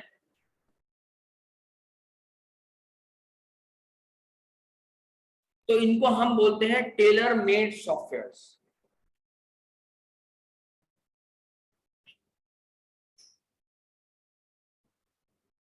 अच्छा, हमारे पास हमने ये कंप्यूटराइज अकाउंटिंग का जो मॉड्यूल है ये 12 मॉड्यूल्स में डिवाइड करे हैं, ठीक है। पहला, दूसरा, तीसरा, चौथा, पांचवा, छठा, ये 12 मॉड्यूल्स हैं, और आगे नेक्स्ट पेज पर भी हमारे पास 6 मॉड्यूल मौजूद है। हम इसको क्विकली देखेंगे इन मॉड्यूल में क्या है। पहला मॉड्यूल हमने रखा है इंट्रोडक्शन टू अकाउंटिंग, दूसरा रखा है अकाउंटिंग साइकिल, तीसरा रखा है फाइनेंशियल स्टेटमेंट्स। पहले में ये है कि हमने अकाउंटिंग के इंट्रोडक्शन को कराना है कि अकाउंटिंग होती क्या है, इसकी इंपॉर्टेंस क्या है, ये सब है। दूसरे में अकाउंटिंग के फ्लो को, एंट्रीज को, लेजर्स को, ट्रायल बैलेंस के हवाले से हमने इस पूरे एरिया को देखना है, कवर करना है, और हमारी कोशिश ये होगी कि हम लोगों को इस तरीके से लेके चलें। मैं आपको हकीकत बता रहा हूँ कि ऐसे लेके चलें कि जिनको अकाउंटिंग की नॉलेज नहीं भी है ना, इंशाल्लाह वो लोग भी एक इस को पढ़ने के बाद एक अकाउंटिंग का काम बहुत अच्छे से परफॉर्म कर सकते हैं। फिर हम वही बात करेंगे इन जनरल की कि जो नॉर्मल अकाउंटिंग के टास्क होते हैं वो बहुत अच्छे से परफॉर्म करते हैं। थर्ड मॉड्यूल हमारा फाइनेंशियल स्टेटमेंट, जिसमें हम uses, importance of financial statements की बात करेंगे, फाइनेंशियल स्टेटमेंट्स होती क्या, और ये फिर हम पीछे से देखेंगे कि भाई इसके फायदे क्या है हमारे, और ये आज जो हमने पूरी अकाउंटिंग साइकिल अब जो इसमें कवर करी है, इसके क्या बेनिफिट्स हैं। फोर्थ में आएंगे हम कंप्यूटराइज अकाउंटिंग, डिफरेंट सॉफ्टवेयर के बारे में जानेंगे। कंप्यूटराइज अकाउंटिंग के not only just quick books और पीएचडी, हम लोग और सॉफ्टवेयर के बारे में भी थोड़ा सा जानने की कोशिश करेंगे कि और सॉफ्टवेयर जो मार्केट में अवेलेबल है उनके क्या बेनिफिट्स हैं, जो आप लोग नाम सुन रहे हैं, ताकि आप लोग भी थोड़ा सा अपग्रेडेड हो जाए। डेटाबेस को भी देखेंगे और डेटाबेस के बारे में भी जानेंगे कि डेटाबेस किस तरह के होते हैं या उनकी किस क्या फंक्शनैलिटीज होती हैं, किस क्या क्या फ्लोज हमारे पास चल रहे होते हैं, इस तरीके से। फिर हमारे नेक्स्ट 2 मॉड्यूल्स हैं 5 और 6, वो है एमएस एक्सेल से रिलेटेड। कि हम एमएस एक्सेल का भी, क्योंकि आपको पता है आज एमएस ऑफिस ऑटोमेशन का एक कोर्स ऐसा है कि जो कि हर ऑफिस की रिक्वायरमेंट है। अब एक्सेल स्पेशली एक ऐसा एड ऑन टूल बन चुका है कि जो आपको लाजमी आना चाहिए, बिकॉज बहुत सारी कॉम्पिटिशंस, कॉम्प्लेक्स कैलकुलेशंस आप कर रहे होते हैं, तो अगर आप इतनी कस्टमाइजेशन करने बैठेंगे तो आपकी कॉस्ट बहुत हाई हो जाएगी। तो आपके लिए एक्सेल भी बहुत जरूरी है आना। तो हमने इस कोर्स के अंदर एमएस एक्सेल का इंट्रोडक्शन हो गया, उसका एनवायरनमेंट, उसके ऑप्शंस, फिर उसके फॉर्मूलाज कैसे होते हैं, कैसे काम करते हैं। हमारा इसमें भी यही है कि हम अगर इस एमएस एक्सेल को करने के बाद बंदा एक बहुत अच्छे से up to the professional level, मतलब एडवांस लेवल नहीं, up to the professional level को हर टास्क में परफॉर्म कर सकेगा। Moving to the next slide, ये 3 मॉड्यूल्स और नीचे के 3 मॉड्यूल्स यानी कि 7, 8, 9 और 10, 11 और 12 ये तकरीबन सिमिलर है, बिकॉज ये 3 मॉड्यूल जो है वो सॉफ्टवेयर को डेलीगेटेड है। 7, 8, 9 है related to the QuickBooks, 10, 11, 12 है related to the PhD. QuickBooks से रिलेटेड जो है उसमें हम पहले क्विक बुक्स को देखेंगे, उसकी इंस्टॉलेशंस को देखेंगे, उसकी इंस्टॉलेशन करेंगे, फिर उसके एनवायरनमेंट को देखेंगे, उसके ऑप्शन को एनालाइज करेंगे, फिर हम कंपनी के क्रिएशन को देखेंगे, कंपनी में चार्ट ऑफ अकाउंट्स कैसे बनते हैं, कस्टमर्स कैसे क्रिएट होते हैं, वेंडर्स कैसे क्रिएट होते हैं, सेल्स के लिए हमें क्या क्या करना है, क्या क्या ऑप्शंस हैं, पेमेंट्स के लिए क्या क्या ऑप्शंस हैं, ये सारे ऑप्शंस को हम एक्सप्लोर करेंगे। फिर हम आएंगे फाइनलाइजेशन और रिपोर्ट्स की तरफ, जहां पर हम देखेंगे कि रिपोर्ट्स के ऊपर काम करना, रिपोर्ट्स को एक्सप्लोर करना, इनफैक्ट मल्टीपल रिपोर्ट्स को देखना। सेम इसी ही मॉड्यूल के हिसाब से हम पीएचडी में चलेंगे कि पीएचडी का इंट्रोडक्शन 10th पे इंट्रोडक्शन और उसका जो जीयूआई है, ग्राफिक्स यूजर इंटरफेस, वो भी देखेंगे हम लोग। फिर उसके बाद company creation, chart of accounts, employees को देखना, सेल्स, परचेजेस, वेंडर, कस्टमर, ये सब चीजें इसमें कवर्ड होंगी। फिर लास्ट में इसकी फिर रिपोर्ट्स और फाइनलाइजेशन करेंगे। तो हम इस तरीके से जो हमारे एंड के जो 6 मॉड्यूल्स होंगे उनमें 3 मॉड्यूल सॉफ्टवेयर को डेलीगेटेड है। और काइंडली आप लोग ये नहीं देखिएगा कि हम कोई बहुत स्पेसिफिक बात करते हैं या स्पेसिफिकली चलेंगे, ऐसा नहीं होगा। हम जहां पर हमें जिस उसमें कंफर्टेबलनेस नजर आएगी कि हमें आज इतने टॉपिक को कवर करना है तो हम उतने को करेंगे। अगर हमें नहीं समझ में आएगा कि हमारे स्टूडेंट्स इतने इफेक्टिवली नहीं उस चीज को अंडरस्टैंड करते हुए, तो हम शायद उस चीज को थोड़ा सा स्ट्रेच करेंगे और हम उसको बेहतर तरीके से डिफाइन करने की कोशिश करेंगे। ठीक है, अच्छा, अब एक बहुत अच्छा सवाल जो कि बनता ही है, career path via computerise accounting, जो कि हर किसी का सवाल होता है कि सर देखिए कैरियर में तो ऑलरेडी हूं, मैं प्रोफेशनल हूं, तो क्या ऐसा बेनिफिट है कि मैं कंप्यूटराइज अकाउंटिंग करूं? बड़ा सिंपल सा सवाल है। तो देखें यहाँ पे लिखा है कि what you can do with your new accounting skills. Computerise accounting आपकी एक न्यू अकाउंटिंग स्किल है, तो ये आपको बोले आप क्या कर सकते हैं। There are several different career paths, these includes full time, part time, freelance. आप एक फुल टाइम भी बनकर या तो बुक कीपर बन सकते हैं, या अकाउंटेंट बन सकते हैं, या पेरोल क्लर्क बन सकते हैं, ऑडिटिंग क्लर्क बन सकते हैं, अकाउंट पेबल्स क्लर्क बन सकते हैं। क्लर्क इसलिए यूज कर लिया मैंने कि normally it's called an officer. Account receivable clerk भी बन सकते हैं। आप पार्ट टाइम रहकर भी किसी कंपनी को ज्वाइन कर सकते हैं। मिसाल के तौर पर आप फुल टाइम काम कर रहे हैं, आपको जॉब ऑफर होती है, कोई बंदा आपको बोलता है कि आप प्लीज काइंडली वापसी में आते हुए मेरी कंपनी में 2 घंटे बैठकर मेरा ये काम कर दें। तो भाई 2 घंटे में तो काम तभी हो सकता है कि जब काम ऑटोमेटेड हो, या किसी टूल के ऊपर हो, और हमारे पास टूल क्या है, computerised accounting is our tool. तो आप किसी कंपनी में पार्ट टाइम भी आप उससे पूछेंगे आपका कौन सा, वो बोलेगा क्विक बुक्स हुआ है या XYZ कोई और सॉफ्टवेयर भी हुआ है। आप इंशाल्लाह इस कोर्स के बाद इतने एबल होंगे कि आप दूसरे अकाउंटिंग सॉफ्टवेयर में भी जाएंगे तो आपको इतनी प्रॉब्लम नहीं होगी। You get that idea very well कि आपको कहां से स्टार्ट करना और कहां एंड करना। क्योंकि हम जो इसमें अकाउंटिंग का फ्लो डिस्कस करेंगे वो बहुत ज्यादा उसकी मतलब हमारे प्रीवियस बैचेस में उसको बहुत ज्यादा अप्रिशिएट किया गया है। उससे बंदे को बहुत अच्छा ग्लांस आइडिया हो जाता है कि हम किसी भी जगह जाएंगे और अकाउंटिंग सॉफ्टवेयर को स्टार्टअप करेंगे तो हमें कहां से स्टार्ट करना है और कहां एंड करना है और ये प्रोसेसेस कैसे चल रहे हैं। तो शायद आपको हार्डली फ्यू आवर्स लगे आप सब चीजों को अंडरस्टैंड कर लें। पार्ट टाइम में अगर आपके पास किसी का क्विक बुक चल रहा है तो you can perform there task very well. ठीक है, फुल टाइम मतलब फुल टाइम काइंडली ये थोड़ा सा बंद कर दें। Part time. अच्छा, उसके बाद आते हैं हम लोग सबसे एंड में और बहुत अच्छा काम जो कि शायद आजकल बहुत ज्यादा बूम पे, फ्रीलांसिंग। बहुत सारे लोग इसको कंफ्यूज होते हैं कि पार्ट टाइम और फ्रीलांसिंग सेम है। फ्रीलांसिंग और पार्ट टाइम सेम नहीं है। Part time it's kind of like जैसे आप फुल टाइम कहीं पे एम्प्लॉयमेंट करते हैं 9 to 5 की, जिसको हम 9 आवर्स की जॉब बोलते हैं, जहां प्रॉपरली एक एज रजिस्टर्ड एम्प्लॉय काम कर रहे हैं। पार्ट टाइम में होता है कि आप रजिस्टर्ड एम्प्लॉय ही होते हैं बट आपके ऑफ जॉब के टाइमिंग कम होते हैं। मिसाल के तौर पे आप एम्प्लॉय ही कहलाएंगे उस कंपनी के, बट जिसको हम अगर हम यूनिवर्सिटी की सेंस में समझे तो बहुत अच्छा सेंस आपको समय विजिटिंग फैकल्टी जो होती है, बट वो यूनिवर्सिटी का लेक्चरार ही होता है, बट वो आ रहा है 3 घंटे के लिए लेक्चर देने के लिए, फुल टाइम नहीं बैठा हुआ होगा।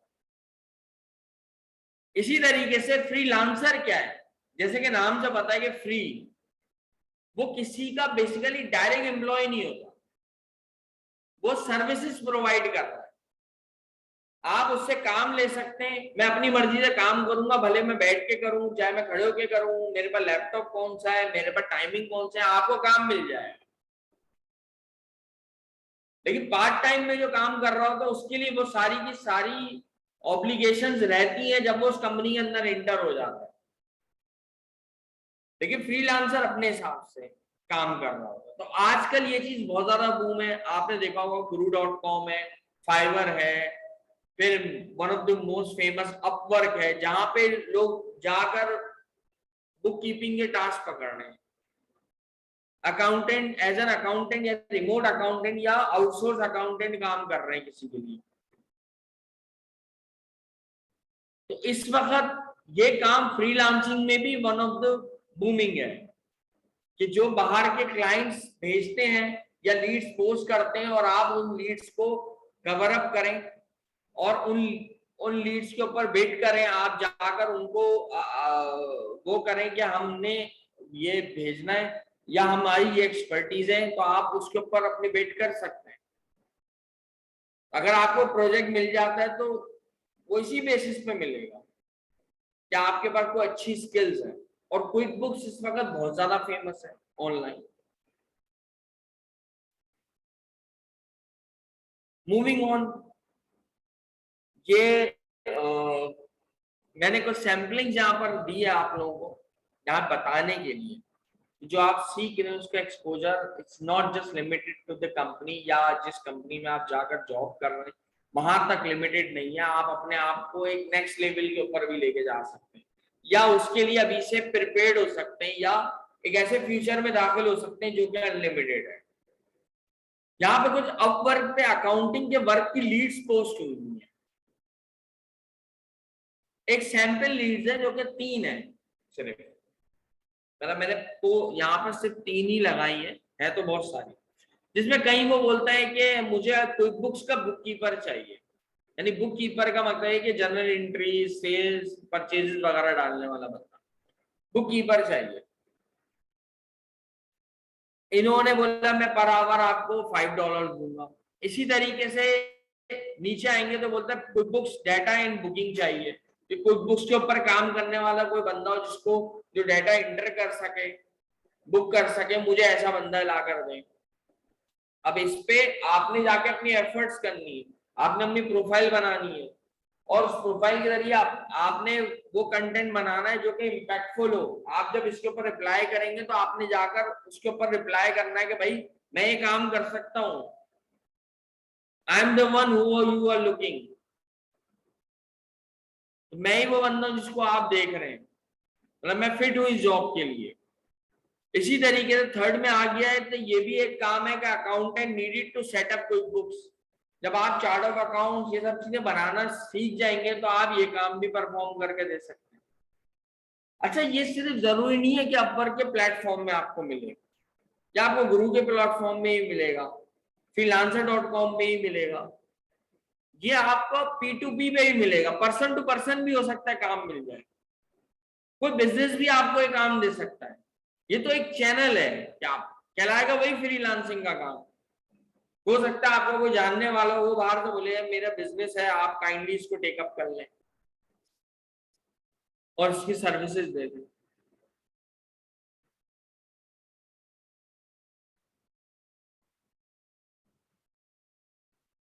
जस्ट 2 मिनट्स दें।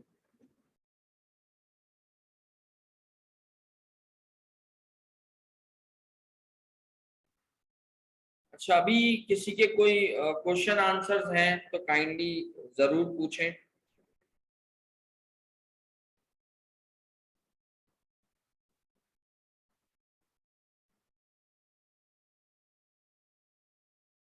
यहाँ पर हमारा ये डेमो कंप्यूटराइज्ड अकाउंटिंग का एंड हो गया। आप लोगों के कोई भी क्वेश्चन आंसर्स हैं तो आप पूछ सकते हैं। ऑनलाइन भी जो लोग हैं तो काइंडली पूछ लें।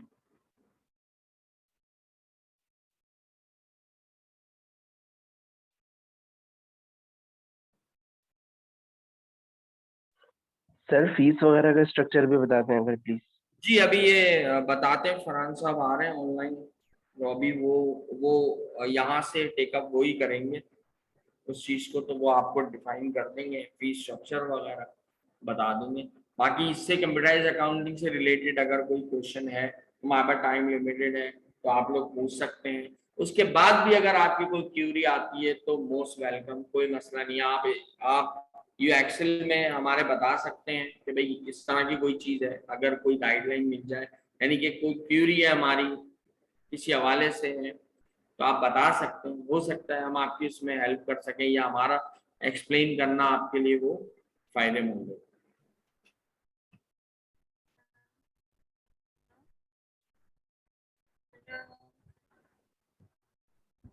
Hello sir.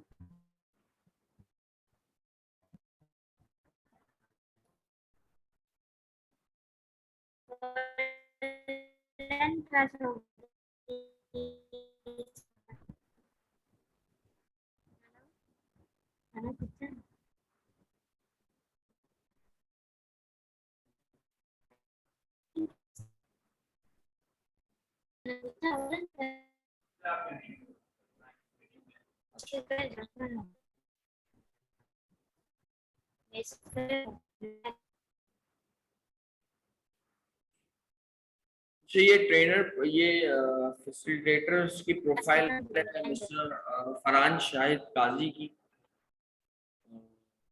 इसको भी थोड़ा सा आप लोग देख लें। जो हमारे यूएक्सएल के ओन करते हैं, फाउंडर हैं वो।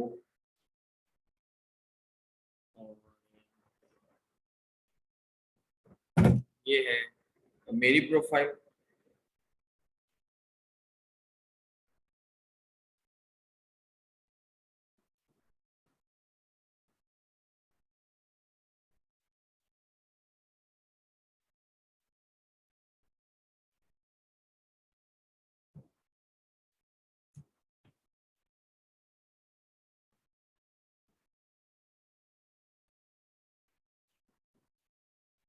ये यूएक्सएल के बारे में है कि यूएक्सएल एक फिनटेक ट्रेनिंग कंसल्टेंसी है which envision to bridge the gap between potential employees and employer by creating a job ready human resource in a practical learning environment that is consonance with the technological requirement of the employer organization. हम लोग यूएक्सएल वाले हमारा focus ज्यादातर ये है कि job ready products हम बनाएं ताकि जो एम्प्लॉयर और एक एम्प्लॉय का गैप रहता है जिसमें of course it's related productivity and तो वो मिटिगेट हो।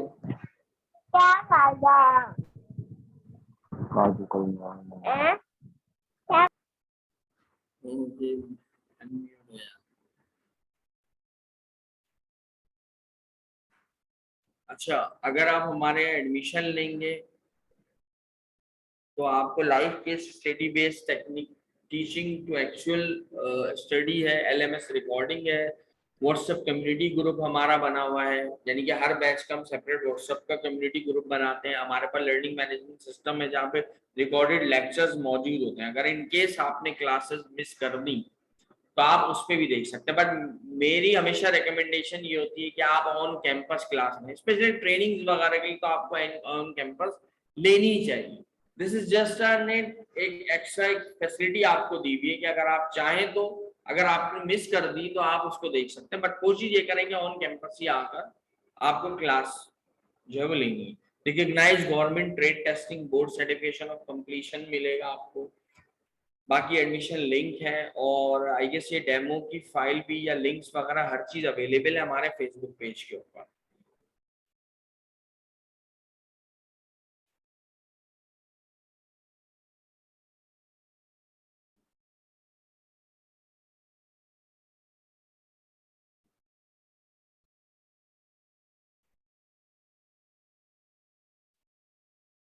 कि वही बेनिफिट्स हैं यहाँ पर लिखे हुए कि आपको कस्टमाइज एलएमएस मिलेगा, रिकॉर्डिंग जहाँ पर आपको मिल जाएगी, फिर आपको व्हाट्सएप का ग्रुप है, आप चाहें तो उस ग्रुप को काफ़ी अर्से तक की यूज़ कर सकते हैं। यहाँ पर तो खैर लाइफ टाइम लिखा हुआ है, बट आप बहुत लॉन्ग टर्म में, क्योंकि हमारे पास प्रीवियस ग्रुप्स अभी तक चल रहे हैं, लोग उसमें क्वेश्चन आंसर पूछते रहते हैं ऑनेस्टली, तो चलते रहते हैं, तो ये सब सपोर्ट भी आप लोगों को मिलती रहेगी।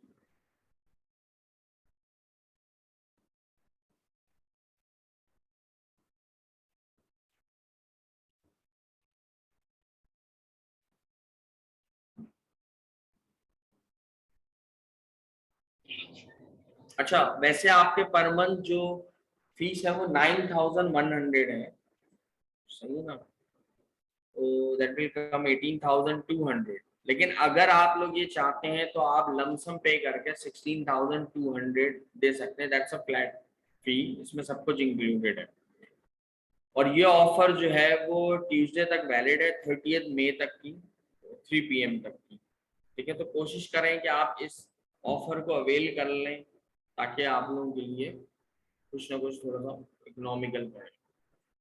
तो गाइस, आज का जो सेशन है हम यहाँ पर एंड करते हैं, डेमो सेशन। तो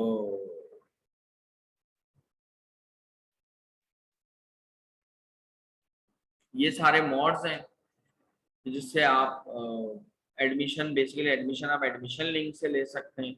बाकी पेमेंट मोड है, आप ऑनलाइन ट्रांसफर भी कर सकते हैं, इजी पैसा जैश कैश भी कर सकते हैं, डायरेक्ट डिपॉजिट भी कर सकते हैं बैंक में, और हमारे जो भी एडमिशन ऑफिसर है उनको बता सकते हैं।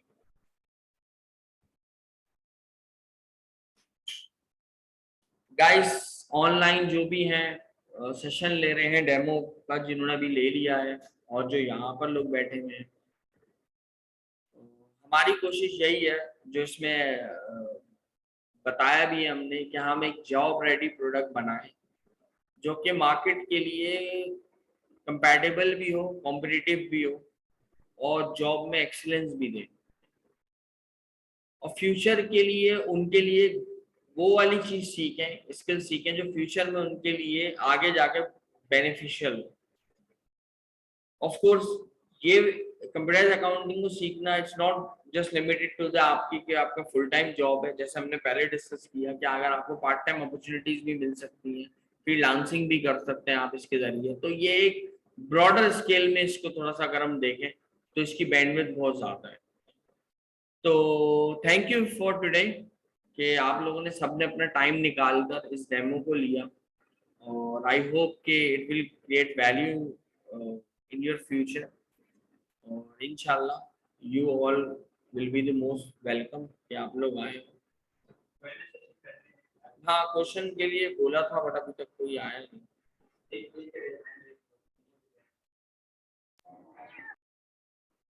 लेकिन इनका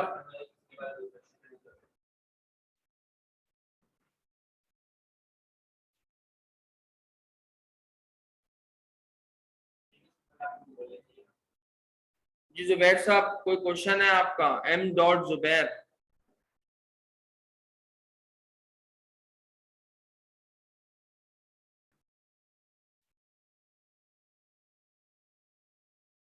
नॉट श्योर जो कोई है।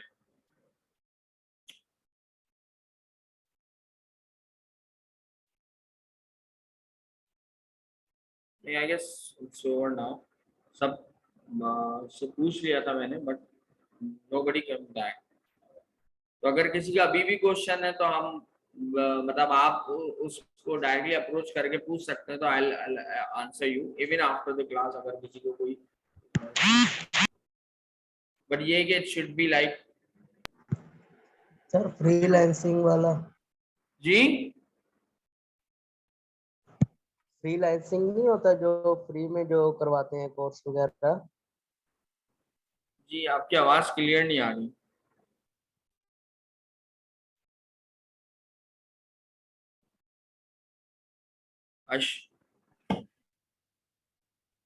अशर, आपकी आवाज क्लियर नहीं आ रही।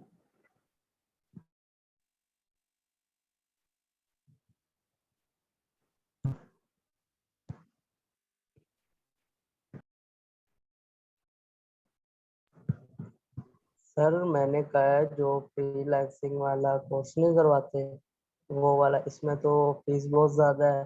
वो जो फ्रीलांसिंग वाला है उसमें अगर हो जाए तो। नहीं, आप बोलना चाह रहे हैं फ्रीलांसिंग का कोई कोर्स कराने का, ये बोल रहे हैं आप? जी जी जी नहीं सर, बिल्कुल यही। फ्रीलांसिंग का जो कोर्स करेंगे तो फ्रीलांसिंग का इटसेल्फ तो कोई कोर्स नहीं होता। फ्रीलांसिंग तो एक काम है। अब वो जो काम है वो किसी चीज पे परफॉर्म होगा ना, मतलब it's a way of doing work. Freelancing itself कोई सॉफ्टवेयर थोड़ी है, या फ्रीलांसिंग इटसेल्फ तो कुछ एक मेथड है, एक टेक्नोलॉजी, एक प्लेटफॉर्म को यूज करने का तरीका है। लेकिन इस प्लेटफॉर्म में आप क्या सेल करेंगे? मतलब कुछ तो देना होगा ना आपको। फ्रीलांसिंग में वो पूछेंगे आपने फ्रीलांसर है तो आप किस चीज के फ्रीलांसर हैं? आप ग्राफिक डिजाइनिंग कर सकते हैं, आप 3D मॉडलिंग कर सकते हैं, आप सिविल के ड्राफ्टमैन हैं, आप अकाउंटेंट हैं, आप किस चीज के फ्रीलांसर हैं? तो उसके लिए तो स्किल्स चाहिए ना सर। तो आप हम एक हमारा वैसे प्लान ये है कि इस कोर्स में हम आधा एक घंटे की एक फ्रीलांसिंग की क्लास लेंगे, जो क्या जिसमें हम लोगों को चीजें गाइड करेंगे कि आपने अगर फ्रीलांसिंग को करना है तो उसमें क्या क्या चीजें, किस तरीके से स्टार्टअप करेंगे आप, और उसमें क्या क्या बुलेट पॉइंट्स होते हैं, क्या क्या तरीके होते हैं जिससे आप बहुत ज्यादा इनहेंस हो सकते हैं और जल्द से जल्द प्रोजेक्ट्स पकड़ सकते हैं। ये सेशन है, but that will not be effect कि आपका जो कंप्यूटराइज अकाउंटिंग है, बिकॉज ये कोर्स करेंगे तो आप ये सर्विसिंग बेचेंगे ना फ्रीलांसिंग में।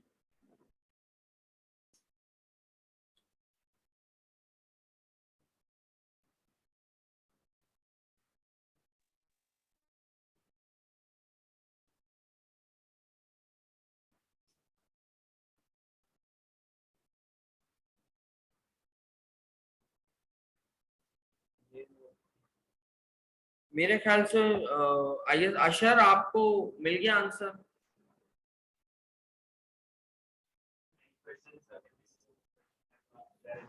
जी जी इसके अलावा सर, कोई थैंक यू। क्वेश्चन है तो काइंडली कोई और भी है तो पूछ लें ताकि हम लोग इसको वाइंड अप करें। और तो सर इसका व्हाट्सएप ग्रुप कहाँ से मिलेगा मुझे? मैंने सर जब ये आप नंबर रजिस्टर्ड मांगा था होंगे तो इन्होंने, फिर तो मैंने जी नंबर तो सेंड कर दिया, अपनी ईमेल भी और अपना नाम भी भेज दिया। अच्छा चले, वो एडमिशन डिपार्टमेंट देख लेगा उस चीज को। आप जब देखें रजिस्टर्ड होते हैं ना तो फिर उसके बाद ही हमारा जो व्हाट्सएप ग्रुप है जहाँ पर हम सपोर्ट देते हैं, बेसिकली वो कोर्स स्पेसिफिक ही होती है, तो वहां पर फिर आपको ऐड कर दिया जाएगा once you take the admission. जब आप इनरोल्ड होंगे तो फिर उसके बाद ही तो अभी भी आपकी कोई क्यूरी हो तो आप एडमिशन डिपार्टमेंट को भेज सकते हैं कि भाई इससे, but it should be precise, मतलब कैसे हो कि मतलब कि वो पूरा 5-10 लाइनें 20 लाइनें नहीं लिखी। हाँ, ऑलरेडी वो चल रहा है रजिस्ट्रेशन में जी।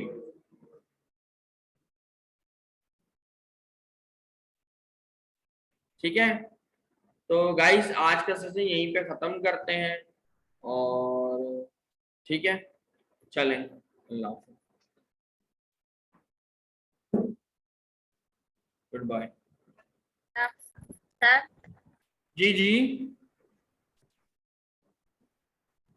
कब क्लास होगी दोबारा? आपकी आवाज नहीं आई। हेलो जी जी बोलें।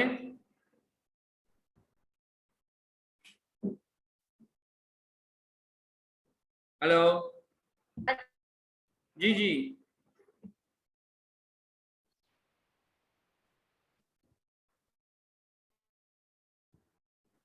कब क्लास होगी? कब क्लास होगी? नहीं असल में आपकी आवाज बहुत कट कट के आ रही है, कुछ समझ में नहीं आ रहा मुझे।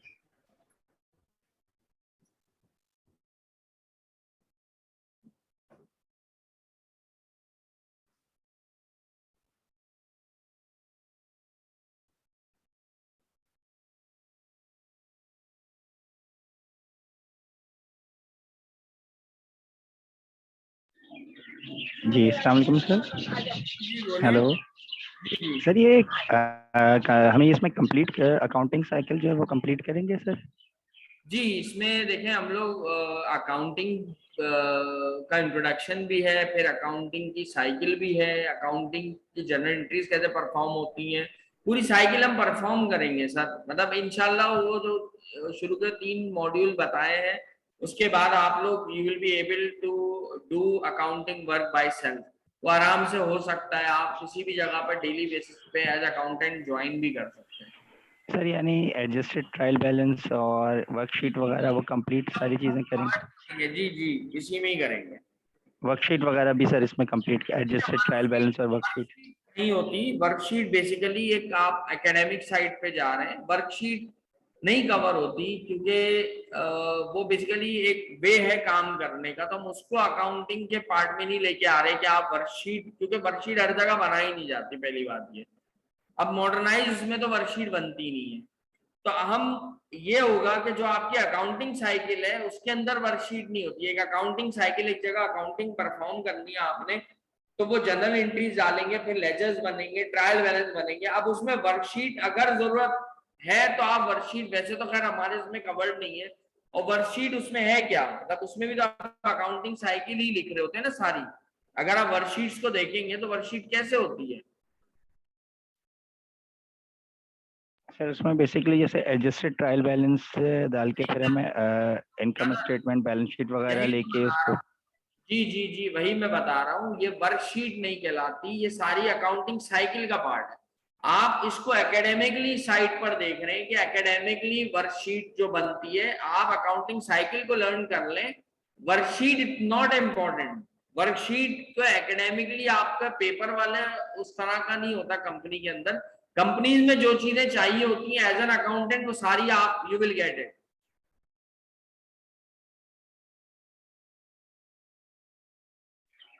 जी सर।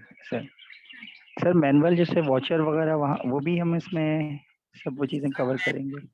वाउचर जो होते हैं, अब तो दैट इज, आप जब कंप्यूटराइज अकाउंटिंग पढ़ेंगे तो कंप्यूटराइज अकाउंटिंग पे ही चले जाएंगे ना।